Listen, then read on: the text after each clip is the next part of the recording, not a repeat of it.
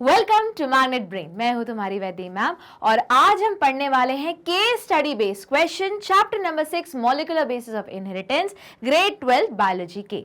बहुत वापस क्या इंपॉर्टेंट चैप्टर है। अब तुम्हें पता ही है स्टेटमेंट में क्या बोलने वाली हूँ। कॉम्पिटिटिव एग्जाम के लिए भी इंपॉर्टेंट है, 12th बोर्ड के लिए भी इंपॉर्टेंट है। और केस स्टडी बेस्ड मतलब सीधा सीधा हम सेक्शन सी का डिस्कशन कर रहे हैं। ठीक है, ये सारा डिस्कशन कहाँ होने वाला है? इसी चैनल पे जिसका नाम है मैग्नेट ब्रेन्स, जहां मिलता है आपको कंटेंट फ्री यानी फ्री एजुकेशन किंडरगार्टन से लेके ग्रेड 12 तक, इंग्लिश मीडियम में, हिंदी मीडियम में और बहुत सारी एंट्रेंस एग्जाम के लिए भी। तो एंट्रेंस एग्जाम से याद आया, ये चैप्टर बिल्कुल नहीं भूलना है, बहुत ज्यादा इंपॉर्टेंस रखता है। और केस स्टडी तो आजकल एंट्रेंस एग्जाम का भी फेवरेट पोर्शन होने लगा है। तो चलो स्टार्ट करते हैं आज का केस स्टडी। वापस जब भी चैप्टर पढ़ोगे या जब भी क्वेश्चन को अटेम्प्ट करोगे, केस स्टडी का हो, ऑब्जेक्टिव हो, सब्जेक्टिव हो, क्या करना है? कीवर्ड को करना है अंडरलाइन। अब याद रखो, अगर तुम्हें पेपर हार्ड कॉपी में मिल रहा है तो अंडरलाइन तो कर ही सकते हो। हाँ, अगर तुम कोई एंट्रेंस एग्जाम देने जा रहे हो, जैसे सीयूईटी का देने गए और सॉफ्ट कॉपी में था, तो बोलोगे मैम अंडरलाइन कहाँ करें? अरे तो रफ पेज तो मिलता है, वहां तो लिख सकते हो। तो चलो देखते हैं आज का पहला केस। टोटल 10 केस हैं इस वाले सेशन में, एक एक करके केस देखेंगे और फिर उसके बाद क्या करेंगे? कीवर्ड को करेंगे अंडरलाइन, फिर राजधानी एक्सप्रेस लगाएंगे। मतलब फटाफट मेन पॉइंट्स बोलते चलेंगे। फिर भी बता दूं कि केस कुछ अलग बात करेगा और क्वेश्चंस तो वही होंगे जो उनको पूछना होगा। याद रखो, केस स्टडी अनसीन पैसेज नहीं है। नहीं तो बोलोगे केस स्टडी तो वही ऑन द स्पॉट सॉल्व हो जाएगा, बिल्कुल नहीं। केस स्टडी अपना अलग इंफॉर्मेशन देगा और पूछेंगे तो वही जो क्वेश्चंस उनको पूछना है। ठीक है, तो चलो देखते हैं पहला केस। डीऑक्सी न्यूक्लिक एसिड मतलब डीएनए एंड राइबोन्यूक्लिक एसिड यानी RNA are two type of nucleic acid found in living system. हाँ भैया, पता है डीएनए अब जेनेटिक मटेरियल बन गया है क्योंकि वो ज्यादा स्टेबल है, क्योंकि उसमें OH नहीं है, हाइड्रोक्साइल ग्रुप नहीं है, तो कम रिएक्टिव, मोर स्टेबल। आरएनए वहीं क्या बन गया है? कैटलिस्ट बन गया है। ऐसे जैसे तुम पढ़ते हो तो सारा तुम्हारा दिमाग में चल रहा होगा। चलो आगे देखते हैं। DNA act as a genetic material in most of the organism. लो, जो अभी बोला वही लिखा है। Although RNA also act as a genetic material in some organism. वो सम कौन है? या तो प्रिमिटिव माइक्रोब्स हैं, मतलब कुछ मोनेरेंस होंगे, और ज्यादातर तो वायरस ही हैं। ठीक, अब हमको पता है कि क्या रीजन है कि अब पूरा, भले आरएनए पहले आया था, हम पढ़ चुके हैं एवोल्यूशन के टाइम पे भी, और हम ये भी पढ़ चुके हैं आरएनए वर्ल्ड में कि आरएनए सबसे पहले डेवलप हुआ था। कैसे पता चला था? जो ट्रांसक्रिप्शन है, ट्रांसलेशन, सब आरएनए के आसपास घूमता है। तो आरएनए पहले आया था, पर अब सारा की मतलब मेजॉरिटी 90% जगह जेनेटिक मटेरियल कौन है? डीएनए है। ठीक, चलो देख लेते हैं अब इसके ऊपर पहला question. Question number 1, in which of the following organism RNA act as a genetic material. लो, हमने बोला, क्या बोला था कि वायरस है कुछ। तो अब देखो इसमें से क्या ऑप्शन दिख रहा है? ई कोलाई क्या है? बैक्टीरिया। वायरस है? नहीं, हटाओ इसे। अब देखो ए हट गया, तो अब तुम्हारे पास दो ऑप्शंस बचे। कौन कौन से? बैक्टीरियोफेज। याद करो, बैक्टीरियोफेज कुछ और नहीं बल्कि वायरस है। कैसा वायरस? जो बैक्टीरिया को मारता है, बैक्टीरिया पे अटैक करता है, तभी तो उसका नाम है बैक्टीरियोफेज। और अगला देख लो क्या लिखा है? Tobacco mosaic virus. क्या लिखा है at the end of the day? Virus. तो करेक्ट ऑप्शन क्या आया? ये भी वायरस, ये भी वायरस। तो correct option both B and C. हुआ क्लियर? चलो आगे देखते हैं। तो तुम्हारा आंसर क्या आया? Both B and C. Easy. ठीक, चलो मूव करते हैं अगले क्वेश्चन पे। तो अगला क्वेश्चन देखते हैं क्या बोल रहा है। तो अगला question, what is the reason for the additional stability of DNA in comparison to RNA? भैया बहुत सारे रीजन है एडिशनल स्टेबिलिटी का। पहले तो भैया OH जगह नहीं है, OH मतलब हाइड्रोक्साइल ग्रुप नहीं है डीएनए में, आरएनए में है। याद करो, मैं बताया था, जहां ऑक्सीजन ऑक्सीडाइजिंग नेचर, रिएक्टिव तो बन गया अनस्टेबल। वहीं डीएनए में ऑक्सीजन नहीं, आरएनए में है तो अनस्टेबल। चलो दूसरा, डीएनए में क्या है? थायमीन है, आरएनए में यूरासिल है। अब देख लो इनमें से क्या ऑप्शन मैच कर रहा है। तो अपने पास बहुत सारे लॉजिक्स। ठीक, तो प्रेजेंस ऑफ थायमीन। अब वो पूछ रहे हैं what is the reason for additional stability of DNA in comparison to RNA. मतलब डीएनए का अपन को पॉइंट बताना है। ठीक है, तो हाँ, डीएनए में थायमीन है यूरासिल की जगह पे। यूरासिल आरएनए में, तो इन कंपैरिजन टू आरएनए एकदम फिट हो रहा है। प्रेजेंस ऑफ यूरासिल, यूरासिल तो आरएनए में होता है, अनस्टेबल बनाता है, हटो। और पूछा क्या है? स्टेबिलिटी का रीजन, इसलिए यूरासिल नहीं। आगे presence of OH group, OH group मतलब हाइड्रोक्साइल ग्रुप, ये वापस राइबोज शुगर में होता है, अनस्टेबल बनाता है, तो रिएक्टिव हो गया तो नहीं। आखिरी presence of deoxy ribose sugar, deoxy ribose sugar तो डीएनए का ही है, पर वो बोल रहे हैं कि बताओ एडिशनल रीजन क्या है, तो ये तो बेसिक रीजन तो है ही, पर पूछा जा रहा है एडिशनल रीजन क्या है, तो क्या है presence of thymine in presence of uracil.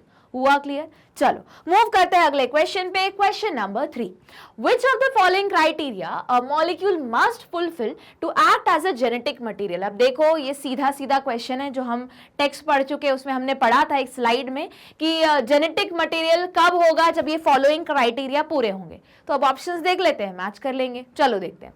It should be able to generate its replica, बिल्कुल सही, खुद का कॉपी बनाना उसको आना चाहिए, और ये डीएनए कर पाता है, डीएनए को ही बना लेता है through the process of replication, तो ये तो पॉइंट है। अब अगर ध्यान से देखोगे इसमें क्या लिखा है, ऑल ऑफ दिस, तो यहां लगा सकते हो वो ट्रिक कि अगर 3 ऑप्शन में से तुम 2 क्या हो 110% श्योर हो, तो तीसरा वाला देखने का भी कष्ट मत उठाओ, है ना, आगे बढ़ जाओ और सीधे मार्क करके आओ डी, ऑल ऑफ दिस। फिर भी देख लेते हैं। चलो, it should be stable chemically and structurally, बिल्कुल सही, डीएनए स्टेबल है क्योंकि उसमें OH ग्रुप नहीं है, क्योंकि उसमें थायमीन है, इसलिए डीएनए क्या हुआ, एक जेनेटिक मटेरियल हुआ। लेस रिएक्टिव होना चाहिए, स्टेबल का मतलब क्या है कि लेस रिएक्टिव होना चाहिए, तो बिल्कुल सही। अब इस लॉजिक के अकॉर्डिंग क्या आंसर आएगा अपना, डी, है ना, तो डी आना चाहिए ऑप्शन, और है भी। पर फिर भी बोलोगे मैम दिल है कि मानता नहीं है, मत मानने दो, पढ़ लो। अब तुम तो बोलोगे नहीं नहीं एक बार फिर भी पढ़ लेते, पढ़ लो। It should be able to express itself in the form of Mendelian character, ये पॉइंट बहुत इंपॉर्टेंट है। अब देखो ये तो क्वेश्चन सीधा सीधा इजी पूछ लिया है, अगर 4-5 ऑप्शन रहते और ये वाला ऑप्शन ही अकेला होता वहां पे, तो याद रखना है कि ये वाला ऑप्शन मिस आउट नहीं करना है, ठीक है। अगर नीट में या तुम्हारे सीयूईटी में लेवल टफ करना है ना, तो वो क्या करेंगे, चैप्टर 5, क्योंकि देख सकते हो अगर ये मेंडेलियन कैरेक्टर वाला ये जो पॉइंट है ये चैप्टर 5 का क्वेश्चन है ना, तो 5th में से वो पॉइंट उठाएंगे, 2-3 पॉइंट्स और उठाएंगे। अब मेंडेलियन कैरेक्टर को ही वो और इन डिटेल ओपन कर देंगे, मतलब इसके जो ऑप्शंस है कि मेंडेलियन कैरेक्टर क्या होता है, तो वो गिनवा देंगे, वो तुम्हें ऑप्शन में मिल जाएंगे और एक और ऑप्शन में मिल जाएगा। फिर एमसीक्यू भी चलेगा, कॉम्बिनेशन में मिलेगा। हुआ क्लियर? तो देखो अब तुम्हें यहां से एक्स्ट्रा एफर्ट्स क्या लगाने कि जब इस टाइप के क्वेश्चन सॉल्व करो, ठीक है करते रहो, पर इन केस जैसे उन्होंने बोला कि मेंडेलियन कैरेक्टर, तो तुम्हारा एक्स्ट्रा एफर्ट्स क्या है, फटाफट गए 5th चैप्टर में, देखा मेंडेलियन कैरेक्टर मतलब कौन कौन से याद कर लिया है, इसमें 3 पॉइंट्स आते हैं, तब इसको हम बोलेंगे मेंडेलियन कैरेक्टर। फिर आ जाओ वापस इसी क्वेश्चन पे। इसका रीजन ये है, पेपर को अगर टफ बनाना है तो ये लाइन ना लिख के वो मेंडेलियन कैरेक्टर को पूरा डिस्क्राइब कर देंगे एक पॉइंट में या 3 पॉइंट्स बना के, और फिर पूछेंगे बताओ इनमें से कॉम्बिनेशंस में क्या क्वेश्चन है। हुआ क्लियर?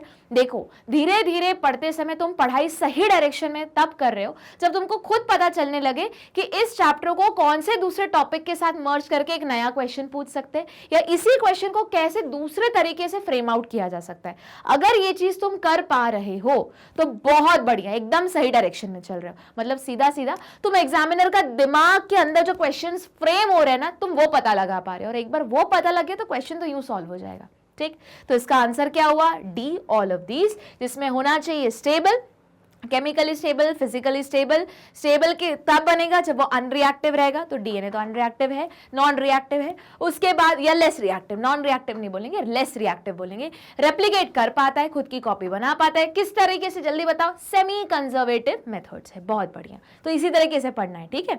और अगला क्या है, मेंडेलियन कैरेक्टर एक्सप्रेस कर पाता है। चलो मूव करते हैं क्वेश्चन नंबर 4 पे, असर्शन रीजन। अब जो स्टूडेंट्स पहली बार असर्शन रीजन सॉल्व कर रहे हैं, बता दूं मैं क्या ट्रिक है असर्शन रीजन सॉल्व करने की। असर्शन क्या है, एक स्टेटमेंट है, रीजन क्या है, एक स्टेटमेंट है। अब सॉल्व कैसे करोगे, देखो रीजन सबसे पहले पढ़ो ही मत, असर्शन पढ़ो, ठीक है।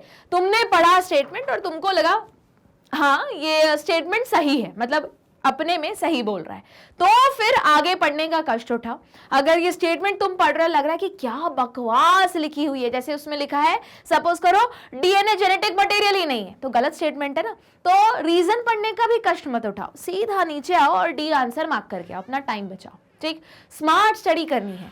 उसके बाद अब तुमने पढ़ लिया कि हाँ असर्शन रीजन, असर्शन तो सही बोल रहा है, तो क्या करोगे, लगाओगे वर्ड बिकॉज। ठीक है, बिकॉज लगाने के बाद रीजन अभी भी नहीं पढ़ना है, अब बिकॉज का रीजन खुद बोलना है, याद रखो खुद बोलना है। पर ये कब बनेगा, जब तुम पढ़ के गए होगे प्रॉपर्ली, जब तुमने खुद रीजन बोला और जो तुमने रीजन बोला अब वो रीजन पढ़ना, अब पढ़ना है, खुद बोलने के बाद अब पढ़ना है। अब जो तुमने रीजन बोला और वही रीजन यहां लिखा हुआ मिला तो क्या करोगे, तो तुम्हारा आंसर है ए।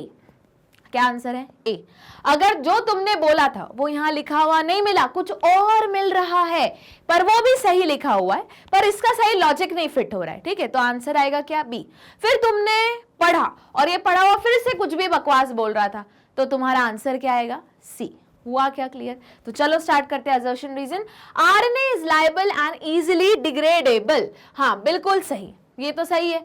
इजीली डिग्रेडेबल मतलब टूट जाता है इजीली, हाँ टूटेगा। जो चीज टूटती कौन सी है, जो बहुत ज्यादा रिएक्टिव होती है। रिएक्टिव कब बनती है, जब वो अनस्टेबल होती है। अनस्टेबल कब बनती है, जब उसके पास कौन हो, ऑक्सीजन हो, क्योंकि ऑक्सीजन की क्या होती है, ऑक्सीडाइजिंग नेचर। वो बोलेगा चलो इसके साथ जाके बॉन्ड बना लेते, चलो उसके साथ जाके बॉन्ड बना लेते, तो अपना मेन स्ट्रक्चर जिसमें वो पार्ट है उसको तोड़ देगा।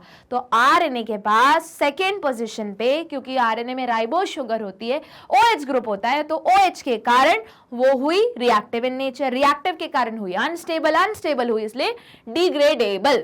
हुआ क्लियर? अब जो इतना जो सारा मैंने कहानी कहा है, अगर वो मेरे को रीजन में मिल गया तो मेरा आंसर क्या आया, ए। चलो देख लेते हैं।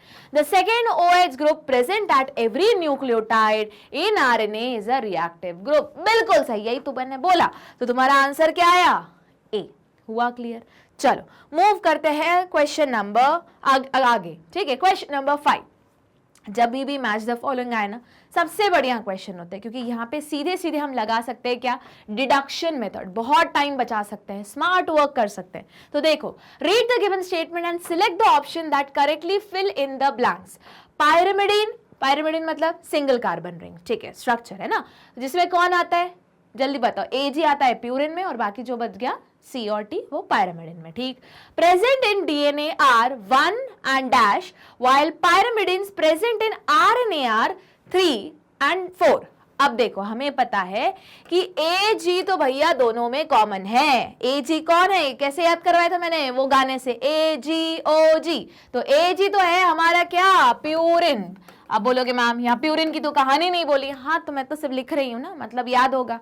अच्छा, अब पायरिमिडिन में कौन आता है, तो पायरिमिडिन में A की जगह आता है T, G की जगह आता है C, किस में, तुम्हारे DNA में। RNA में क्या आता है, C आता है, बस T की जगह U आ जाता है। मतलब अब तुम्हारा देखो, अब मैं ऑप्शंस देख भी नहीं रही हूँ, ठीक है, तो 1 की जगह आना चाहिए या तो T और C, और तुम्हारे 3 और 4 में एक जगह U और C होना चाहिए। तो अब बोलोगे मैम यहाँ कैसे हम डिडक्शन मेथड लगाए, देखो अब तुम लगा लो आरएनए से, तो आरएनए मतलब 3 और 4 में कहीं ना कहीं तो यूरासिल होना चाहिए। देख लो भैया 3 और 4 यूरासिल नहीं है, हटाओ इसे। 3 और 4 यूरासिल है, रखो इसे। 3 और 4 यूरासिल नहीं है, हटाओ इसे। 3 और 4 यूरासिल नहीं है, हटाओ इसे। तो तुम्हारा सिर्फ डिडक्शन मेथड से आंसर आ गया, तुमने कष्ट भी नहीं उठाया पहले के 2 ऑप्शन देखने के, तो तुम्हारा आंसर क्या है करेक्ट, बी, साइटोसिन थायमिन, जो मैंने बोला था TNC, और फिर रहता है साइटोसिन एंड यूरासिल। हुआ क्लियर? देखो कितना, इसलिए मैच द फॉलोइंग सबसे बढ़िया क्वेश्चन रहते हैं। एक पोर्शन भी आता है ना तुम्हें अगर इन्फॉर्मेशन का, अब यहाँ पे तो सब कुछ आता था तुम्हें, पर इन केस कोई ऐसी इन्फॉर्मेशन आ जाए कि तुमने पहली बार ही सुनी हो। अच्छा एक और चीज, बहुत बार ऐसा होगा मल्टीपल चॉइस में, एग्जाम में भी हो सकता है, बोर्ड में भी हो सकता है, और CUET नीट में तो होता ही है कि बहुत बार ना कोई ऐसी इंफॉर्मेशन है जो तुम पहली बार सुनोगे, तो घबराना नहीं है कि अरे मैम ये तो आउट ऑफ द कोर्स आ गया। आउट ऑफ द कोर्स नहीं, वो उसी तरीके से क्वेश्चन देते हैं कि तुम भले तुमने ये पढ़ा नहीं होगा, पर जितना पढ़ा है उससे तुम क्वेश्चन को सॉल्व कर सकते हो। और अगर तुमने पहली बार पढ़ा है तो ये मान के चलो पूरी इंडिया ने पहली बार ही पढ़ा होगा। ऐसा तो कुछ नहीं होगा कि किसी ने एक्स्ट्रा कुछ पढ़ के आया होगा, नहीं, उतना ही कोर्स है वो। बट ऑब्वियस क्या करते हैं, कुछ ऐसा टॉपिक बाहर का लाते हैं कि जो तुम्हारे सिलेबस डिफाइंड है उसके थोड़ा बाहर जाता है। तो घबराना नहीं है, तुमसे वो क्वेश्चन बन जाएगा, क्योंकि अपने पास क्या है, ट्रिक है। अच्छा एक और चीज इसी से बता रही थी कि बहुत बार ऐसे क्वेश्चंस भी आएंगे तुम्हें MCQ में कि तुमको लगेगा कि मैम ये करेक्ट ऑप्शन नहीं है, ज्यादा करेक्ट हो सकता था पर यहाँ दिया नहीं है। तो यकीन मानो वो क्वेश्चन गलत नहीं फ्रेम किया है, वो जानबूझ के वैसे ही फ्रेम किया है। तो वहां बोलोगे ये क्वेश्चन गलत है, ऐसे नहीं बोल सकते, पहली बात है ना। जो उन्होंने क्वेश्चन बहुत सोच समझ के डाला हुआ है, ठीक है। अब वो क्या चाहते हैं, समझो बात को। एमसीक्यू का मतलब रहता है कि जो 4 ऑप्शन दिए जा रहे हैं तुमको, इसमें से मोस्ट अप्रोप्रिएट कौन सा है, ठीक है। उससे भी ज्यादा अप्रोप्रिएट तुम्हारा आंसर हो सकता है जो तुम्हें ऑप्शन में नहीं मिलेगा। वापस घबराना नहीं है, क्वेश्चन छोड़ना नहीं है, अटेम्प्ट करके आना है। पर हम क्या ट्रिक लगाएंगे कि इन चारों में से सबसे ज्यादा करीब हमारे मेन आंसर के कौन पहुंच रहा है, उसको मार्क करके आएंगे, ठीक। तो ऐसा मत चिल्लाते बैठा, अरे ये तो क्वेश्चन बाहर का है, out of the box question, या ये तो क्वेश्चन ही गलत है, या तो आंसर ही गलत है। मत चिंता करो। एक्चुअली अगर जेन्युइनली वो क्वेश्चन गलत रहा और तुमने अटेम्प्ट किया होगा तो क्या करेगा, बोर्ड भी मार्क्स देगा उसके, अगर बोर्ड में आ रहा है वो तो, और अगर कोई एंट्रेंस एग्जाम कंडक्ट करा रही तो वो भी मार्क्स देगा उसके, ठीक। चलो इसी बात पे मूव करते हैं आगे, पढ़ते हैं अगला पैसेज। तो देखो, in prokaryote DNA is circular and present in the cytoplasm, but in eukaryote DNA is linear and mainly confined to the nucleus. हाँ भैया, यूकैरियोट्स मतलब ट्रू न्यूक्लियस, कैरियन का मतलब न्यूक्लियस होता है, यू मतलब ट्रू, प्रो का मतलब प्रिमिटिव, कैरियन मतलब न्यूक्लियस, ऐसा पुराना न्यूक्लियस जिसमें न्यूक्लियस ही नहीं है, ऐसा ऑर्गेनिज्म जिसमें न्यूक्लियस ही नहीं है, ठीक। आगे, DNA or deoxyribonucleic acid is a long polymer of nucleotide. हाँ ठीक है। In 1953 the first correct double helix structure of DNA was work out by Watson and Crick based on the X-ray diffraction data produced by Maurice Wilking and Rosalind Franklin. It is composed of 3 components, that is a phosphate group, deoxyribose sugar and a nitrogenous base. Different form of DNA are bDNA, zDNA, aDNA, cDNA and ddNA. ठीक। अब तुम जो basic पढ़ते हो वो तुम पढ़ते हो बीडीएनए के बारे में या बीटा डीएनए, ठीक है। चलो, जो राइट हैंडेड फैशन में कॉइल्ड है, ठीक, ये लाइन मेंशन है तुम्हारी बुक में। अब यहाँ पे उन्होंने तोड़ ताड़ के पूरा कॉम्बिनेशन फिट कर दिया।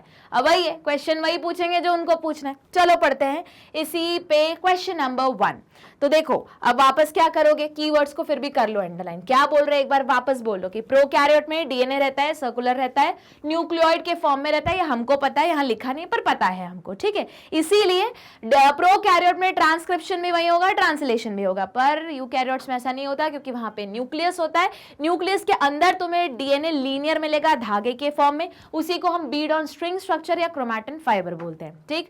और न्यूक्लियस के अंदर रहता है। डीएनए बेसिकली किसका बना रहता है, डीऑक्सीराइबोन्यूक्लिक एसिड, जो पहली बार किसने बताया था, एक्स-रे क्रिस्टलोग्राफिक डिफ्रैक्शन मेथड से वाटसन एंड क्रिक ने बताया था, बट जिसका डेटा किसने प्रोड्यूस किया था, Morris Wilking and Rosalind Franklin ने। और डीएनए किसकी चेन है, पॉलीन्यूक्लियोटाइड की चेन है, 3 चीजों से बना हुआ है। सबसे पहले शुगर, कैसा शुगर, पेंटो शुगर जिसका नाम राइबोस शुगर है। हाँ, डीएनए के केस में वो डीऑक्सी है, सेकेंड पोजीशन पे OH नहीं है। सेकेंड क्या है तुम्हारा, फॉस्फेट ग्रुप, जिसके कारण डीएनए पे आता है नेगेटिव चार्ज, इसीलिए जब पैकिंग करनी रहती है तो डीएनए के साथ हमें जोड़ना पड़ता है पॉजिटिव चार्ज, जिसका नाम है हिस्टोन प्रोटीन, ठीक। उसके बाद तीसरा किस चीज से बना है, नाइट्रोजनस बेस, जो 2 टाइप के होते हैं, प्यूरिन एंड पायरिमिडिन, दोनों में से कोई भी हो सकता है। चलो आ गई बात समझ में, मूव करते हैं आगे। अब देखते हैं पहला क्वेश्चन क्या बोल रहा है, name the linkage present between nitrogenous base and pentose sugar in DNA. हमें पता है कि जो तुम्हारी पेंटोस शुगर है, जो एक डीऑक्सीराइबोस शुगर है, उसके पहले वाले कार्बन से हमारा नाइट्रोजनस बेस ऐड होता है और इसके बीच में कैसा बॉन्ड बनता है, एन ग्लाइकोसिडिक लिंकेज। याद करो, मैंने बताया था एक न्यूक्लियोटाइड के अंदर यहां पे होता है एन ग्लाइकोसिडिक लिंकेज। जब नाइट्रोजनस बेस और शुगर जुड़ गया तो उसको क्या बोलते हैं, न्यूक्लियोसाइड। फिर जो चौथे कार्बन पे एक्सटेंड होके 5वां कार्बन है, अगर वहां पे फॉस्फेट ग्रुप ऐड हो गया तो इसको हम क्या बोलेंगे, एक न्यूक्लियोटाइड बोलेंगे। इन दोनों के बीच में कौन सा बॉन्ड फॉर्म्ड है, जो ये वाले सेकेंड वाली जगह कौन सा बॉन्ड फॉर्म है, फॉस्फोईस्टर बॉन्ड। फिर जब 2 न्यूक्लियोटाइड के बीच में जो बॉन्ड बनता है, जो इस वाले पोर्शन और अगले वाले मतलब नेक्स्ट वाले न्यूक्लियोटाइड के 5th पोर्शन पे जो फॉस्फेट है उससे जुड़ता है, तो उसको हम बोलते हैं फॉस्फोडाइस्टर लिंकेज, तीसरा बॉन्ड। और जब ऐसे पूरे एक न्यूक्लियोटाइड चेन, दूसरी न्यूक्लियोटाइड चेन, दोनों न्यूक्लियोटाइड चेन आपस में नाइट्रोजनस बेस से जुड़ी हुई रहती है, वहां बनता है कोवेलेंट हाइड्रोजन बॉन्डिंग। याद आया? अब वो क्या पूछ रहे हैं, सीधा सीधा क्वेश्चन की बताओ, नाइट्रोजनस बेस और जो शुगर है तुम्हारी पेंटोस शुगर, उसके बीच में कौन सा बॉन्ड होता है, एन ग्लाइकोसिडिक लिंकेज। देख लो, फॉस्फोडाइस्टर बॉन्ड नहीं, वो तो 2 न्यूक्लियोटाइड्स के बीच में होता है। ग्लाइकोसिडिक बॉन्ड बिल्कुल से, अब ये मत बोलना मैम एनो ग्लाइकोसिडिक लिंकेज या बॉन्ड तो नहीं लिखा है, एक ही चीज, ठीक। उसके बाद हाइड्रोजन बॉन्ड, वो तो नाइट्रोजनस बेस के बीच में होता है, जो रीजन रहता है दो स्ट्रैंड को आपस में जोड़ने का। चलो, और स्ट्रैंड कैसे जुड़ती है? ऐसे जुड़ेंगे? नहीं, याद करो मैंने बताया था कैसे, ब्रेक डांस, उल्टी घूम गई और फिर जुड़ेंगी, क्योंकि वो कैसी रहती है? Anti parallel, opposite polarity show करती है। तो ये भी नहीं, और नन ऑफ दिस तो है नहीं, तो तुम्हारा सीधा सीधा आंसर हुआ क्या? बी, ग्लाइकोसिडिक बॉन्ड, ठीक है। बॉन्ड भी लिख सकते हैं, लिंकेज भी लिख सकते हैं, दोनों सही है। चलो मूव करते हैं क्वेश्चन नंबर 2 पे। The double helix structure of DNA was proposed by, सीधा सीधा क्वेश्चन हुआ, किसने बताया था? Watson and Crick. याद रखना, प्रपोज बाय इसीलिए उनको नोबेल प्राइज में मिला था। डेटा किसने प्रोड्यूस किया था? यहां दिया ही नहीं है ऑप्शन पर, करेक्ट ऑप्शन क्या है? रोजलिंड फ्रैंकलिन ने, ठीक है। चलो, Morris Wilkin and Rosalind Franklin ने, ठीक है। पर जनरली वॉटसन एंड क्रिक के बारे में बात करते हैं। अच्छा, एक और बात बताओ, फिर वॉटसन एंड क्रिक से याद आया, क्रिक ने और क्या किया था? सेंट्रल डॉगमा दिया था। बहुत बढ़िया। क्या बोलता है सेंट्रल डॉगमा? डीएनए से जब डीएनए बनेगा उसको रेप्लिकेशन बोलेंगे, डीएनए से जब आरएनए बनेगा, याद रखो तीनों आरएनए बनते हैं, वापस एनसीईआरटी में सिर्फ एमआरएनए दिया हुआ है, तो जब दोनों बनता है तो उसको क्या बोलते हैं? ट्रांसक्रिप्शन। और आरएनए से जब प्रोटीन बनेगा उसको क्या बोलेंगे हम? ट्रांसलेशन। बहुत बढ़िया। चागाफ ने क्या बोला था? चागाफ रूल दिया था कि प्यूरिन और पायरिमिडिन का रेशियो हमेशा क्या रहेगा? सेम रहेगा, जो कांस्टेंट रहेगा, और किसके बराबर रहेगा? 1 के बराबर। किसमें ज्यादा इंपॉर्टेंट है? एक डबल स्ट्रैंडेड डीएनए में। उसके बाद ग्रिफिथ का कौन सा एक्सपेरिमेंट था? जल्दी बताओ। ट्रांसफॉर्मेशन वाला एक्सपेरिमेंट, ठीक है। इन्होंने वही बताया था, भैया कुछ तो है, वही जेनेटिक मटेरियल है जो एक ऑर्गेनिज्म से दूसरे ऑर्गेनिज्म में ट्रांसफर हो रहा है, दूसरे ऑर्गेनिज्म को पहले ऑर्गेनिज्म की तरह बना रहा है, फिनोटाइपिकली भी और जीनोटाइपिकली भी, ठीक। चलो, और हर्शी एंड चेस का कौन सा एक्सपेरिमेंट था? जरा मेरे को कमेंट बॉक्स में लिख के बताओ कि कौन सा एक्सपेरिमेंट के बारे में बात कर रहे हैं, हर्शी एंड चेस के बारे में, ठीक। चलो मूव करते हैं क्वेश्चन नंबर 3 पे। The double chain of B DNA is coiled in a helical fashion the spiral twisting of B DNA duplex produce. मतलब ये बोल रहे हैं कि जो ये ऐसा डीएनए हम बनाते हैं उसका ये जो स्पाइरल ट्विस्टिंग है, बताओ क्या बनाता है? तो ये हम पढ़ चुके हैं, 2 टाइप के ग्रूव्स बनाए जाते हैं, मेजर ग्रूव, माइनर ग्रूव, ठीक है। ये हो भी सकता है, पहले ऑप्शन तो देख ले। राइट एंड लेफ्ट पार्ट नहीं, राइट एंड लेफ्ट पार्ट नहीं, major groove and minor groove, बिल्कुल सही। जहां मैंने तुम्हें एंगल भी बताया था, एक का होता है 22 डिग्री और एक का होता है 20 डिग्री, ठीक। कहां बताया था? स्ट्रक्चर ऑफ डीएनए, पहले लेक्चर में, ठीक। अपर एंड लोअर साइड नहीं, लीनर एंड सर्कुलर पार्ट नहीं। क्या है answer? Major groove and minor groove. चलो मूव करते हैं क्वेश्चन नंबर 4 पे। असर्शन, वापस वही उसी तरीके से सॉल्व करेंगे। अब मैं बताऊंगी नहीं कि कैसे करना है, सिर्फ क्या करना है? वर्ड बिकॉज लगाना है। पर देख लो, पहले ऊपर का स्टेटमेंट सही है तब तो बिकॉज लगाओ, ना तो सीधा आंसर डी बन जाएगा।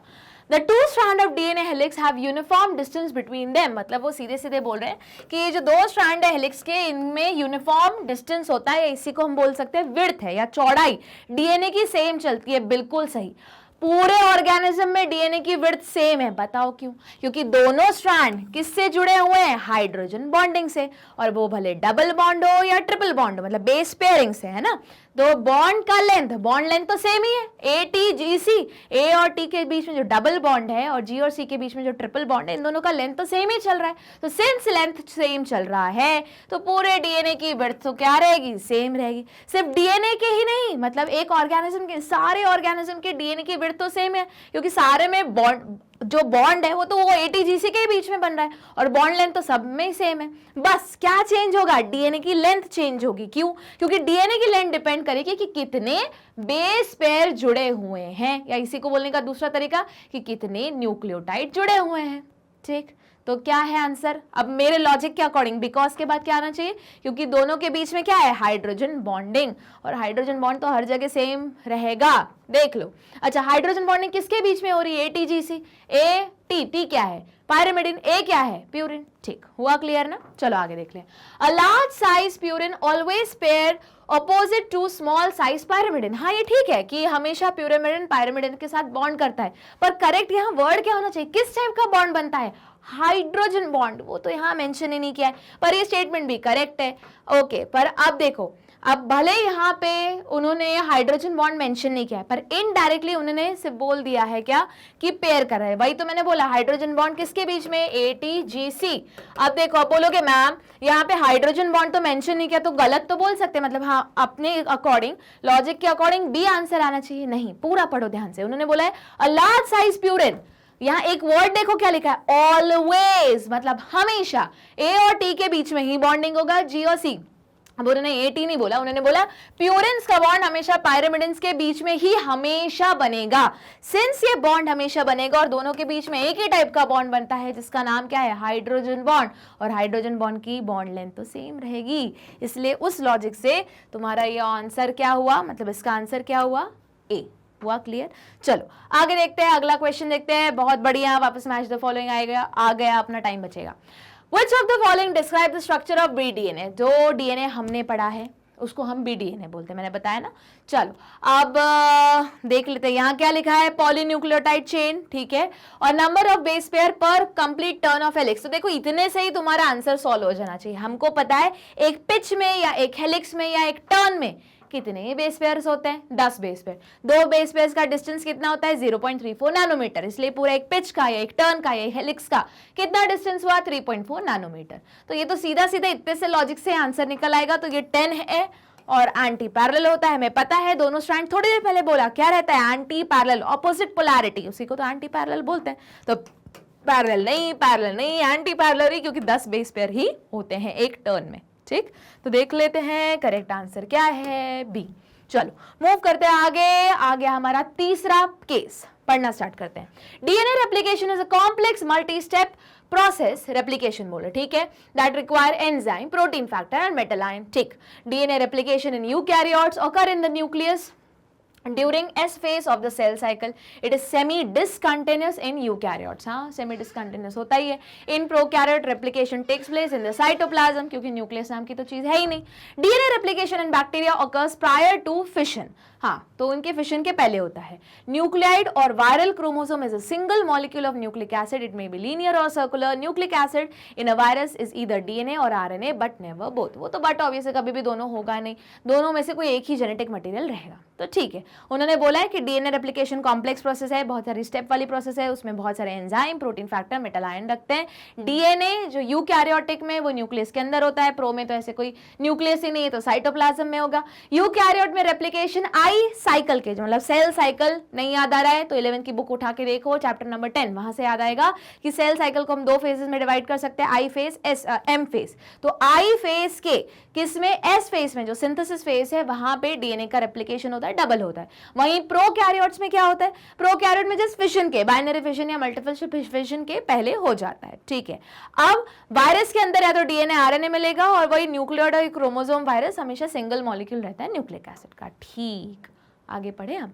चलो अब स्टार्ट करते हैं इसका पहला question.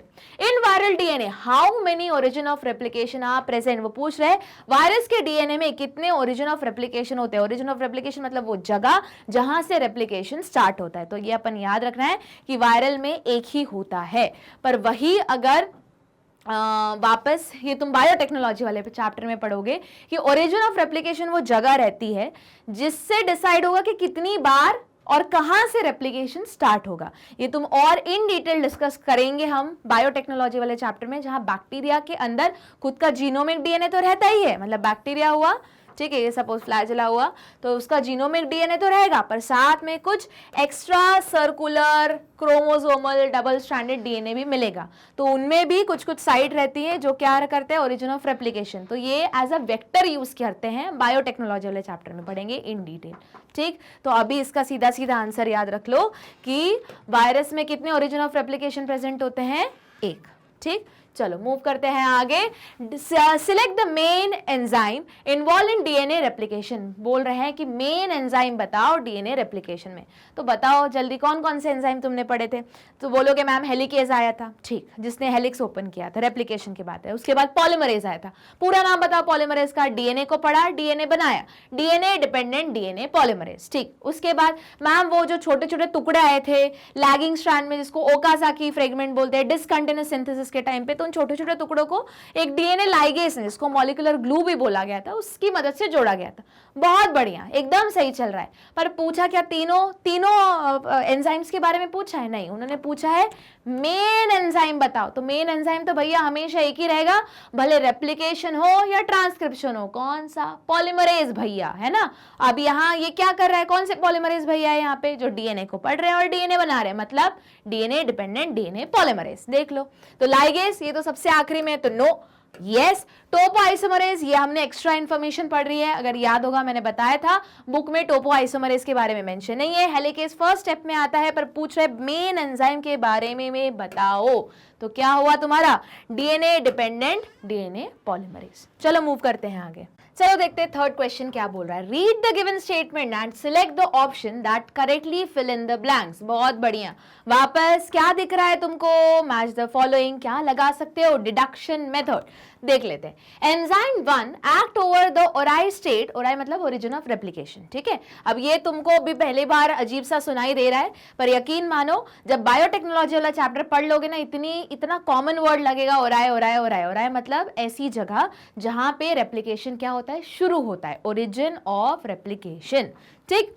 And unwind the two strand bye DNA of DNA by destroying dash bond, मतलब सीधे सीधे वो ये बोल रहा है कि सेकेंड वाले पे कौन सा बॉन्ड टूट रहा है और पहले वाले पे कौन सा बॉन्ड कौन सा एंजाइम तोड़ रहा है, किसका, एक दो स्ट्रैंड ऑफ डीएनए का, मतलब डबल हेलिक्स ऑफ डीएनए को तोड़ने के लिए कौन सा एंजाइम जरूरी है। अब जैसे तुम बोल ही दोगे अब बिना देखे कि अरे मैम ये तो हेलिक्स को तोड़ना है, मतलब हेलिकेस, ठीक है। और हेलिकेस एक्चुअली तोड़ कौन सा बॉन्ड रहा है, हाइड्रोजन बॉन्ड। सीधा सीधा लॉजिक दिख गया। अब देखो मतलब कौन सा बॉन्ड होना चाहिए सेकंड में, अब इसमें एक ही जगह हाइड्रोजन दिख रहा है, मतलब यही आंसर हो गया। और यहाँ पे तो हेलिकेस, तो तुम्हारा आंसर क्या है, ऑप्शन बी, ठीक है। अब सपोज करो तुम हेलिकेस किसी वजह से भूल भी गए, पर तुमको ये तो पता है ना दोनों स्ट्रैंड के बीच में कौन सा बॉन्ड बना था, hydrogen bond, hydrogen covalent bonding. अब AT था तो double hydrogen covalent bonding, GC था तो ट्रिपल हाइड्रोजन कोवेलेंट बॉन्डिंग, ठीक। तो इससे अपना आंसर आया ऑप्शन बी। मूव करते हैं आगे क्वेश्चन नंबर 4 पे। DNA strand build up of Okazaki fragment is called, वो पूछ रहे बताओ उस स्ट्रैंड को क्या बोलेंगे जिसमें डिसकंटिन्यूअस स्ट्रैंड बने हैं या फिर ओकाजाकी फ्रेगमेंट बने हैं। याद करो ओकाजाकी फ्रेगमेंट क्यों बनता है, क्योंकि जो पॉलीमरेज है, कौन सा polymerase, DNA dependent DNA polymerase, एक ही डायरेक्शन में बना सकता है, कौन सी, 5' to 3'। अब सिंस वो एक ही डायरेक्शन में बना सकता है और इसको जो टेम्पलेट पढ़ना है वो उल्टी स्ट्रैंड है, मतलब ऑपोजिट स्ट्रैंड है, इसलिए वो तोड़ तोड़ के बनाता है। याद करो मैंने बताया था पॉलीमरेज को पूरा घूम के आना पड़ेगा, फिर उसको उसका रेप्लिकेशन करना पड़ेगा, फिर वो घूम के जाएगा, फिर रेप्लिकेशन बनेगा, उस चक्कर में छोटे छोटे टुकड़े बन जाते हैं और ये सब प्रोसेस करने में ये वाली स्ट्रैंड थोड़ी पीछे चलती है, इसलिए उसका नाम क्या रहता है, लैगिंग स्ट्रैंड। तो देख लो वही पूछ रहा है क्वेश्चन कि बताओ ऐसी स्ट्रैंड जिसमें ओकाजाकी फ्रेगमेंट बन रहा है उसको क्या बोलते हैं, डिसकंटिन्यूअस स्ट्रैंड, एक और नाम लैगिंग स्ट्रैंड। सीधा सीधा क्वेश्चन हो गया, सीधा सीधा आंसर हो गया, ठीक। चलो मूव करते हैं क्वेश्चन नंबर 5 पे।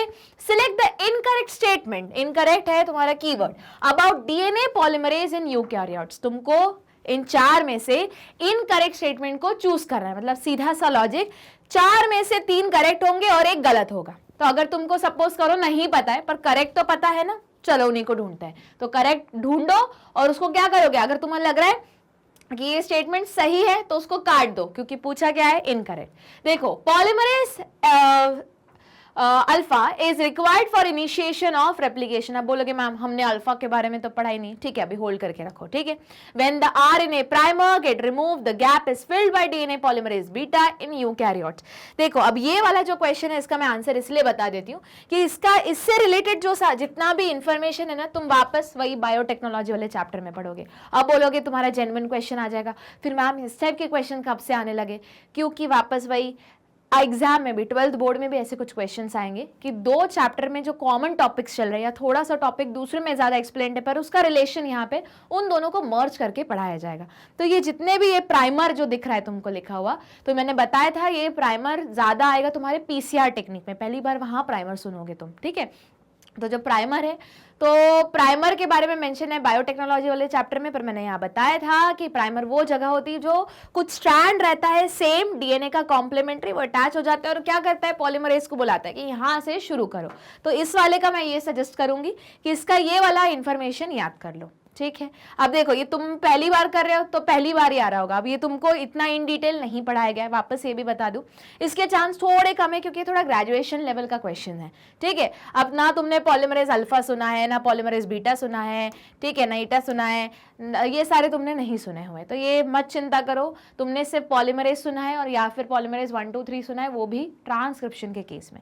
तो इस केस में तुम या तो डायरेक्ट याद कर लो, नहीं तो चिंता मत करो, इस टाइप के क्वेश्चन नहीं आएंगे। ठीक, चलो हाँ, अगर नीट है और नीट में अगर इन डिटेल अपडेटेड सिलेबस में ये सारे इंक्लूड है फिर आ सकते हैं। ठीक है, चलो तो इसी बात पे इन डिटेल में अलग से एक और वीडियो बनाऊंगी इसी को पूरा डिस्क्राइब करते हुए, तो चिंता मत करो, बने रहो। चलो अभी के लिए मूव करते हैं हम अगले केस पे। तो केस नंबर 4 देखो, the process of कॉपिंग genetic information from template strand. अच्छा पहले पढ़ तो लूं, नहीं तो बोलोगे मैम क्या करना क्या है इसमें, याद क्या करना है। तो इसमें से तुम ये 3 इंफॉर्मेशन ऐड कर लो और लिख लो अपने कहाँ पे, अपने डीएनए पॉलीमरेज के बारे में, कि जो अल्फा है वो जरूरी रहता है रेप्लिकेशन के लिए, जो आरएनए प्राइमर है वो हटाया जाता है, फिल किया जाता है गैप्स, जो गैप्स है छोटे छोटे, मतलब याद करो मैंने बताया था कि जैसे ये तुम्हारा स्ट्रैंड हुआ, वहां सबसे आके आरएनए पहले प्राइमर्स लगते हैं, फिर आके वहां पे तुम्हारा पॉलीमरेज अटैच होता है, फिर वो आगे का टेम्पलेट डिकोड करता है। तो यही जो पॉलीमरेज है, कौन सा पॉलीमरेज, बीटा, जो यूकैरियोट्स में वो क्या करेगा, प्राइमर और इनके बीच का गैप को फिल करेगा। ठीक, और polymerase help in elongation of lagging strand, तो तुमको पता ही है लैगिंग स्ट्रैंड में भी जो बीच बीच का गैप है पॉलीमरेज ही भरता है, ये अलग बात है, उन फ्रेगमेंट्स को जोड़ा जाता है लाइगेज से, तो 2 अलग अलग कंसेप्ट है। ठीक है, चलो तो हेल्प कर रहा है एलोंगेशन ऑफ लैगिंग स्ट्रैंड में, पर जो छोटे छोटे टुकड़े हैं डिसकंटिन्यूअस स्ट्रैंड है उनको जोड़ा जा रहा है किससे, डीएनए लाइगेज से। हुआ क्लियर, मूव करें आगे। अब यहाँ बोलेंगे मैम फिर यहाँ क्या गड़बड़ है। Polymerase is largest and main enzyme for DNA replication in eukaryotes. तो ये वाला वापस मैंने बोला कि इतनी इंफॉर्मेशन तुमको है नहीं, तो अभी के लिए काम करो, ये 3 इंफॉर्मेशन को याद कर लो। मूव करते हैं आगे अगले केस पे, case 4 the process of कॉपिंग genetic information from template strand of DNA into RNA is called transcription. हाँ ठीक है भैया, डीएनए से आरएनए बनाओगे तो उसको ट्रांसक्रिप्शन बोलते हैं। It is mediated by RNA polymerase, याद करो आरएनए पॉलीमरेज शॉर्ट फॉर्म है, पूरा नाम क्या है, डीएनए को पढ़ रहा है, आरएनए बना रहा है, तो डीएनए डिपेंडेंट आरएनए पॉलीमरेज। आगे transcription takes place in the nucleus of eukaryotic cell, बिल्कुल सही, न्यूक्लियस के अंदर ही होता है, वहीं प्रोकैरियोट्स में न्यूक्लियस ही नहीं है, कोई कंपार्टमेंट में ही नहीं है, तो साइटोप्लाज्म में ही सारी कहानी होगी। In transcription only a segment of DNA and only 1 strand of DNA is copied into RNA. याद करो ये आखिरी वाली लाइन ही बेसिकली कुछ और नहीं, सब्जेक्टिव में क्वेश्चन आ गई थी कि बताओ रीजन कि दोनों स्ट्रैंड डीएनए होने के बावजूद एक ही स्ट्रैंड को क्यों ट्रांसक्राइब किया जाता है। तो याद करो हमने वहां बहुत सारे रीजन पढ़े थे कि सबसे पहले भले दोनों स्ट्रैंड क्या है, कॉम्प्लीमेंट्री है पर सिमिलर नहीं है, अगर डिकोड हो गई तो 2 डिफरेंट प्रोटीन के सिंथेसिस के लिए रिस्पॉन्सिबल है, उनमें से एक प्रोटीन चाहिए नहीं, एक्स्ट्रा इंफॉर्मेशन आ गई। दूसरा कि एनर्जी बाउंड प्रोसेस है, एनर्जी बहुत वेस्ट होगी। तीसरा उसके बाद दोनों स्ट्रैंड सिंस जो कॉपी होंगे तो वापस वो क्या बनेंगे, वापस एक दोनों के कॉम्प्लीमेंट्री रहेंगे, तो दोनों एमआरएनए डबल स्ट्रैंडेड एमआरएनए बना देंगे। रिजल्ट ये होगा कि ट्रांसलेशन ही नहीं होगा, है ना। और चौथा तुमने रीजन पढ़ा था कि पॉलीमरेज कौन से डायरेक्शन में कर सकता है, एक ही डायरेक्शन में कर सकता है, 5' to 3', तो ये थोड़ा बनना भी इम्पॉसिबल सॉर्ट ऑफ है। ठीक है, याद आया। अब वही उन्होंने बस लिखा हुआ है, अब देख लेते हैं इसके बेसिस पे क्वेश्चन क्या क्या बोल रहा है। पहला question, what are the reason of transcription unit in a DNA molecule, मतलब सीधे सीधे पूछ रहे हैं कि ट्रांसक्रिप्शन यूनिट को तुम कैसे बताओगे। तो हमें पता है एक होती है टेम्पलेट, एक होती है क्या तुम्हारे, एक होती है टेम्पलेट, एक होती है कोडिंग। कोडिंग बेसिकली कुछ नहीं करती पर डायरेक्शन बताने के हेल्प करती है। कैसे डिसाइड किया कि कोडिंग और टेम्पलेट कौन सी है, क्योंकि हमें पता है जो हमारा आरएनए पॉलीमरेज है, पूरा नाम डीएनए डिपेंडेंट आरएनए पॉलीमरेज, एक ही डायरेक्शन में क्या कर सकता है, ट्रांसक्राइब कर सकता है। कौन सी डायरेक्शन, 5' to 3', इसलिए उसके ऑपोजिट स्ट्रैंड को क्या बोलते हैं हम, टेम्पलेट स्ट्रैंड बोलते हैं। और वहीं पे दूसरी स्ट्रैंड कौन सी बन गई, कोडिंग स्ट्रैंड बन गई। अब कोडिंग स्ट्रैंड कुछ नहीं कर रही, चिल कर रही है, पर वो स्ट्रैंड किसके यूज के लिए रेफर हो रही है, बेसिकली रेफरेंस देने के लिए यूज हो रही है कोडिंग के 5' एंड की तरफ, मतलब अपस्ट्रीम में कौन है तुम्हारा, प्रमोटर है। कोडिंग के डाउनस्ट्रीम एंड की तरफ, मतलब 3' एंड की तरफ कौन है, तुम्हारा टर्मिनेटर है। प्रमोटर वाली जगह पे सिग्मा फैक्टर जुड़ता है प्रोकैरियोट की कंडीशन में, और रो फैक्टर जुड़ता है टर्मिनेटर वाली जगह पे। बीच में होता है तुम्हारा मेन स्ट्रक्चरल जीन, जहां पे क्या होता है, एलोंगेशन होता है। तो वही पूछा है कि बताओ कौन कौन से रीजन है ट्रांसक्रिप्शन यूनिट में, तो प्रमोटर, स्ट्रक्चरल जीन, टर्मिनेटर। अब देख लेते हैं, प्रमोटर भी है, स्ट्रक्चरल जीन भी है, टर्मिनेटर है, तो आंसर क्या हुआ, ऑल ऑफ दिस। हुआ क्लियर? चलो आगे मूव करें। Question number 2, monocistronic. जैसे वर्ड मोनोसिस्ट्रॉनिक आता है क्या याद आता है, यूकैरियोट में होता है जीन मोनोसिस्ट्रॉनिक, वहीं प्रोकैरियोट में कैसे रहते हैं, पॉलीसिस्ट्रॉनिक। मतलब एक मेटाबॉलिज्म से रिलेटेड जितने भी प्रोटीन्स है या जितने भी एंजाइम या जो भी मेटाबोलाइट्स है, सब उसको बनाने की इंफॉर्मेशन एक ही जगह होती है, पर यूकैरियोट्स में ऐसा नहीं होता। चलो, monocistronic structural gene are found in which organism. भैया यूकैरियोट, इतने देर से क्या बोल रही हूं मैं, तो आंसर क्या आया, यूकैरियोट। वहीं प्रोकैरियोट में क्या रहता है, पॉलीसिस्ट्रॉनिक होते हैं, जीन्स होते हैं। ठीक, चलो मूव करते हैं आगे। क्वेश्चन नंबर 3, अच्छा, which enzyme help in telling और पॉलीएडेनाइलेशन। भैया एक ही करता है जिसका नाम क्या है, पॉलीमरेज।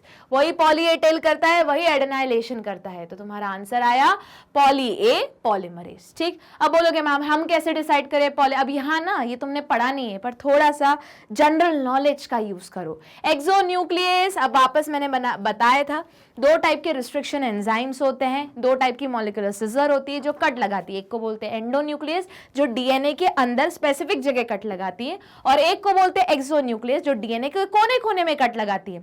तो ये क्या है, लिख लो यहाँ पे स्क्रीनशॉट लेके कि एक्सोन्यूक्लियस एक टाइप की मॉलिक्यूलर सिजर है, मॉलिक्यूलर कैंची। बिल्कुल सही सुन रहे हो, ठीक है। वापस कहां पढ़ोगे, बायोटेक्नोलॉजी वाले चैप्टर में। यहाँ आओ, आरएनए पॉलीमरेज 1, आरएनए पॉलीमरेज 2, ये कहां पढ़ा है तुमने, आरएनए पॉलीमरेज 1, 2 और 3 तीनों पढ़े हुए हैं तुमने यूकैरियोटिक ट्रांसक्रिप्शन में। पर वो क्या बोल रहे हैं, अब तुम्हारा जेन्युइन क्वेश्चन आ जाएगा कि मैम इनमें से भी तो कोई हो सकता है। नहीं, ये तीनों पॉलीमरेज क्या कर रहे हैं, ट्रांसक्रिप्शन में हेल्प कर रहे हैं।